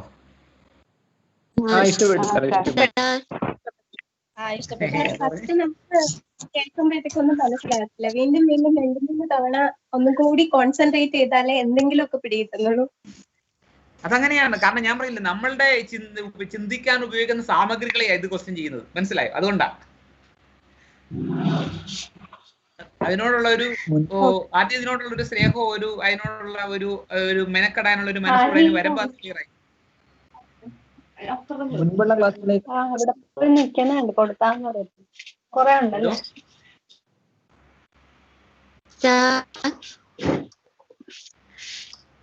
പൈസ ഒന്നും കൊടുത്തിട്ടില്ലല്ലോ നമ്മള്. എന്തെങ്കിലും ഉണ്ടോ? അവരെ പിന്നെ പൈസ ഉണ്ട്.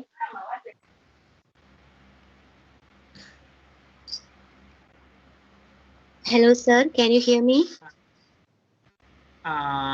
പറഞ്ഞോളൂ. ഓക്കെ സർ, നമ്മള് ഒരു സ്ട്രക്ചർ നമ്മുടെ മനസ്സിൽ ഓൾറെഡി വീട്ടിൽ നിന്നൊക്കെ ഉണ്ടാവുമല്ലോ. അപ്പൊ നമ്മള് അക്കാഡമിക്സ് ചെയ്യുന്ന സമയത്ത് അവര് വേറൊരു സ്ട്രക്ചർ നമ്മളിലോട്ട് ഇടുകയല്ലേ ചെയ്യുന്നത്? ഈ സ്ട്രക്ചർ നമ്മളിൽ ചിലത് നമ്മൾ ഓട്ടോമാറ്റിക് ആയിട്ട് അക്സെപ്റ്റ് ചെയ്യും, ചിലത് നമ്മളുടെ അങ്ങനെ ഇട്ട് തരും. അതാണ്. അപ്പൊ ഒരു കോൺഫ്ലിക്റ്റ് ഉണ്ടാവില്ലേ നമ്മുടെ ഉള്ളിലെ കുട്ടികളുടെ അല്ല വളർന്നു വരുന്ന ആൾക്കാരുടെ ഉള്ളിൽ ഏത് സ്ട്രക്ചർ അക്സെപ്റ്റ് ചെയ്യണം എന്നുള്ളൊരു കോൺഫ്ലിക്റ്റ്? അപ്പൊ അവിടെയാണ് നമ്മൾ ഓൾറെഡി ഒരു സ്ട്രക്ചർ ഓൾറെഡി അവിടെ ഉണ്ട്. അതുകൊണ്ടാണ് നമ്മൾ പുതിയൊരു സ്ട്രക്ചറിനെ അക്സെപ്റ്റ് ചെയ്യുമ്പോൾ ഈ കോൺഫ്ലിക്റ്റ് ഉണ്ടാകുന്നത്. ഓൾറെഡി ഒരു പാറ്റേൺ അവിടെ ഇന്റർണലൈസ് ചെയ്തിട്ടുണ്ടല്ലോ. ഇപ്പൊ അതിപ്പം നമുക്കിപ്പം ഫോർ എക്സാമ്പിൾ പറഞ്ഞു കഴിഞ്ഞാൽ, ഇപ്പം ഒരു കുട്ടി വീട്ടുകാർക്ക് ഡോക്ടർ ആകണമെന്നോ കൊച്ചിൻ ഡോക്ടർ ആകണമെന്ന് ആഗ്രഹമില്ല. അതല്ലേ അങ്ങനത്തെ അല്ലേ ഉദ്ദേശിച്ചേ? അങ്ങനെ ഒരു സിറ്റുവേഷൻ അല്ലേ ഉദ്ദേശിച്ചേ? അപ്പൊ നമ്മുടെ ഒരു ഇഷ്ടം ഇതുണ്ട്. ആ ഇഷ്ടം, നമുക്കൊരു ഇഷ്ടം ഉണ്ടായത് നമുക്ക് ചുറ്റും നമുക്ക് കിട്ടിയ ഇൻഫർമേഷൻ വെച്ച് നമ്മൾ ഉണ്ടാക്കിയെടുത്ത ഒരു സ്ട്രക്ചറാണ്. അപ്പൊ അതിൽ മറ്റൊരാള് തീർച്ചയായിട്ടും അവരുടെ ഇഷ്ടങ്ങളും അനിഷ്ടങ്ങളും ഒക്കെ നമ്മളുടെ അടുത്ത് ഒരു കോൺഫ്ലിക്റ്റോടെ ഉണ്ടാകാം. അത് സ്ട്രക്ചറലിനായി ബന്ധപ്പെട്ടൊരു സംഭവമാണ്. അത് നമുക്കൊന്നും ചെയ്യാൻ പറ്റത്തില്ല. കാരണം എനിവേ സ്ട്രക്ചർ ഇതൊന്നും നമ്മുടെ ഉള്ളിൽ നാച്ചുറലായിട്ട് ഉണ്ടായി വന്നതല്ല. ഇതൊക്കെ നമ്മളുടെ മറ്റുള്ളവരിൽ നിന്നും അല്ലെങ്കിൽ മറ്റ് പിന്നെ എന്താ പറയുന്നത് സിറ്റുവേഷൻസിൽ നിന്നും നമ്മൾ ഉണ്ടാക്കിയെടുക്കുന്നതാണ്. അതാണ്.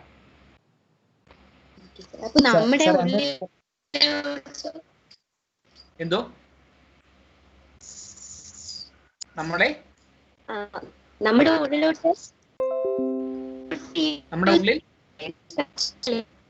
വിടാൻ ശ്രമിക്കുന്നത് ഒരു എന്താ പറയാ നമ്മുടെ ഒരു ക്ലാസ്സിലെത്തി പഠിപ്പിക്കുന്ന സമയത്ത് ഒരേ ടൈം സ്ട്രക്ചർ അല്ലേ സാർ? പല തരത്തിലുള്ള കുട്ടികളുടെ ഇടുന്നത്. അല്ല, ഇത് നമ്മളിവിടെ ഉദ്ദേശിക്കുന്ന സ്ട്രക്ചർ എന്ന് പറഞ്ഞു കഴിഞ്ഞാൽ ഇതിന്റെ എല്ലാം കൂടി ഒരു ആകത്തുകയാണ്. അതായത് നമ്മൾ എങ്ങനെ കാര്യങ്ങളെ വിശകലനം ചെയ്യുന്നു, നമ്മൾ എങ്ങനെ അതിനെ കണക്കാക്കുന്നു എന്നുണ്ടാക്കിയെടുക്കുന്ന ഒരു സംഭവമാണ് നമ്മൾ ഉദ്ദേശിക്കുന്ന സ്ട്രക്ചർ എന്ന് പറയുന്നത്. ഓരോരുത്തരുടെ ഒപ്പീനിയൻസ് നമ്മളോട് പറഞ്ഞു അതൊക്കെ ശരിയായിരിക്കാം, പക്ഷെ അതിനേക്കാൾ പ്രധാനമായിട്ട് നമ്മളുടെ മനസ്സ് എങ്ങനെയാണോ കാര്യങ്ങളെ വിശകലനം ചെയ്യുന്നത് അതാണ് നമ്മുടെ സ്ട്രക്ചറായിട്ട് കണക്കാക്കേണ്ടത്. അതാണ്.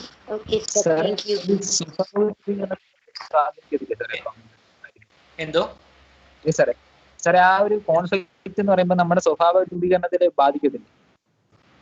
അത് നമ്മുടെ ഈ സ്വഭാവം എന്ന് പറയുന്നത് ഈ സ്ട്രക്ചറൽ ബേസ്ഡ് ആണ്. അത് തന്നെ തീർച്ചയായിട്ടും. സ്ട്രക്ചർ ഞാൻ പറഞ്ഞില്ലേ, നമ്മളിപ്പോൾ ഈ ലാംഗ്വേജിന്റെ കാര്യം തന്നെ ആലോചിച്ച് നോക്കിയോ. നമ്മളിപ്പോൾ വേറൊരു രാജ്യത്താണ്, വേറൊരു ലാംഗ്വേജിലാണ് ജനിച്ചതെങ്കിൽ നമ്മുടെ ചിന്തകൾ ഇങ്ങനെ ആകുമായിരുന്നു?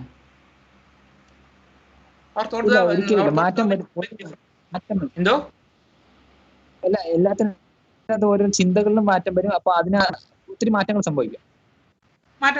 കാരണം എന്ന് വെച്ച് കഴിഞ്ഞാൽ ഈ ഭാഷ എന്ന് പറഞ്ഞൊരു വലിയ സ്ട്രക്ചറാണ്. ഈ ഭാഷ, അതായത് ബേസിക്കലി ലാംഗ്വേജിനെ പറ്റി മനസ്സിലാക്കേണ്ട ഒരു സംഗതി എന്ന് പറയുന്നത് language is not mere medium for communication. അതെന്ന് പറയുന്നത് നമ്മളാണ്, നമ്മുടെ സത്തയെ, നമ്മുടെ സെൽഫിനെ ഡിറ്റർമിൻ ചെയ്യുന്ന ഒരു വലിയ സംഭവമാണ് ഈ ഭാഷ എന്ന് പറയുന്നത്. അതുകൊണ്ടാണ് ഈ പോസ്റ്റ്സ്ട്രക്ചർ ഇത്രയും ഇമ്പോർട്ടൻസ് കൊടുക്കുന്നത്. ഒരു എക്സാമ്പിൾ ഞാൻ പറയാം. നമ്മളിപ്പോ ഓരോ ഭാഷയ്ക്ക് ഓരോ ഫിലോസഫി ഉണ്ട്. ആ ഫിലോസഫി നമ്മുടെ ഫിലോസഫി ആയിട്ട് മാറും. അതാണ് സംഭവിക്കുന്നത്. നമ്മൾ ആ ഭാഷ പഠിക്കുമ്പോൾ ആ ഫിലോസഫി നമ്മുടെ ഫിലോസഫി ആയിട്ട് മാറും. നമ്മൾ പോലും അറിയാതെ മാറും. അതാ പ്രശ്നം. അപ്പൊ നമ്മുടെ ഭാഷ എന്ന് പറയുന്നത് നമുക്ക് തന്ന ഒരു ഫിലോസഫിയിൽ നിന്നാണ് നമ്മൾ ചിന്തിക്കുന്നത്, നമ്മൾ ഒരു സ്ട്രക്ചറിൽ നിന്നാണ് നമ്മൾ ചിന്തിക്കുന്നത്. ഇപ്പൊ ഒരു എക്സാമ്പിൾ ഞാൻ പറയാമോ. ഈ ഇതുണ്ടല്ലോ, നമ്മുടെ ഈ ഇംഗ്ലീഷിൽ നമ്മൾ പഠിക്കുന്ന, ഇംഗ്ലീഷ് ഗ്രാമറിൽ പഠിക്കുന്ന, അതായത് പിന്നെ പേഴ്സൺസ് ഇല്ലേ, first person, second person, third person ഇല്ലേ? First person, second person, third person. First person ഏതൊക്കെയാ? ഐ ആൻഡ് വി അല്ലേ ഫസ്റ്റ് പേഴ്സൺ? സെക്കൻഡ് പേഴ്സണോ? സെക്കൻഡ് പേഴ്സൺ ഏതാ? സെക്കൻഡ് പേഴ്സണോ? Second person you. Second person you. English ഞാൻ ചോദിക്കുന്നത്. Second person you, third പേഴ്സണോ? He, she, അങ്ങനെയല്ലേ? ഇത് three persons, first person, second person. അത് നമ്മൾ സംസ്കൃതത്തിൽ പറയുമ്പോൾ ഏതൊക്കെയാണ് അതിന്റെ കൊറസ്പോണ്ടിങ് ടേംസ് അറിയാമോ? സംസ്കൃതത്തിൽ പറയുമ്പോൾ പ്രഥമ പുരുഷൻ എന്താണ്? പ്രഥമ പുരുഷൻ, മധ്യമ പുരുഷൻ, ഉത്തമ പുരുഷൻ. ഇങ്ങനെ മൂന്നാ കണക്കുന്നത്. പ്രഥമ പുരുഷൻ, മധ്യമ പുരുഷൻ, ഉത്തമ പുരുഷൻ. ഇങ്ങനെ മൂന്ന് സംഗതിയാണ് സംസ്കൃതത്തിൽ കൊടുത്തിരിക്കുന്നത്. പക്ഷെ അതിന്റെ ഡിഫറൻസ് എന്താണെന്ന് ചോദിച്ചു കഴിഞ്ഞാൽ, സംസ്കൃതത്തിൽ പ്രഥമ പുരുഷൻ എന്ന് പറയുന്നത് ഇംഗ്ലീഷിൽ ഏത് പേഴ്സൺ ആയിരിക്കും?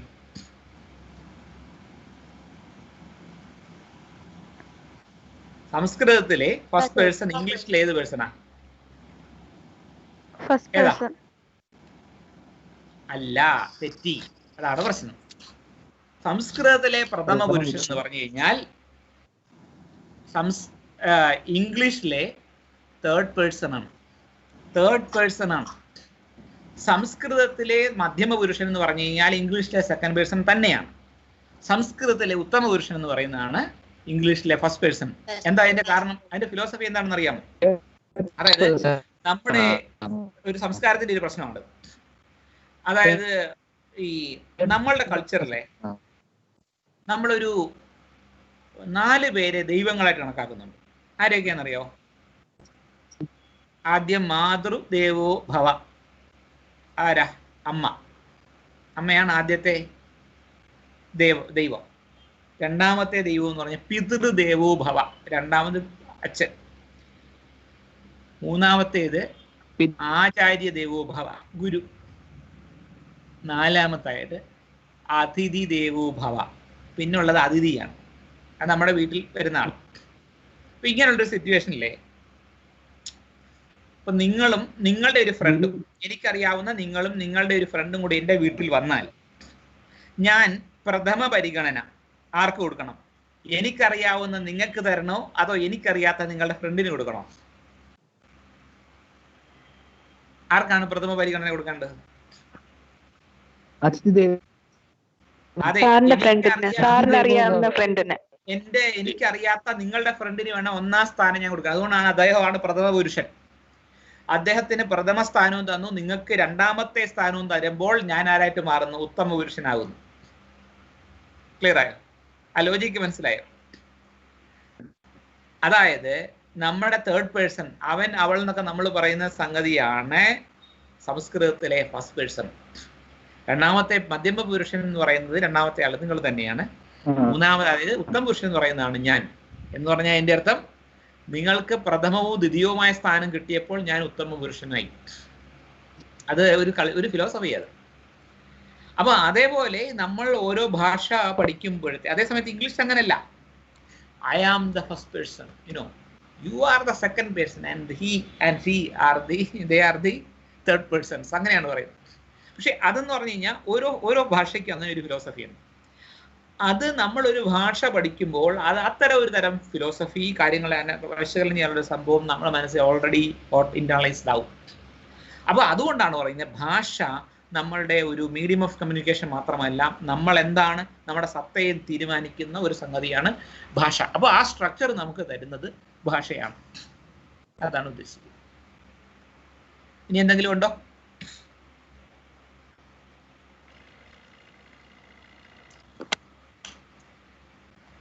അങ്ങനെയാണെങ്കിൽ നമുക്ക് ഇന്നത്തേക്ക് നിർത്താം അല്ലേ? Okay sir. Okay, sir. Okay. Thank you for your patient listening. Thank you.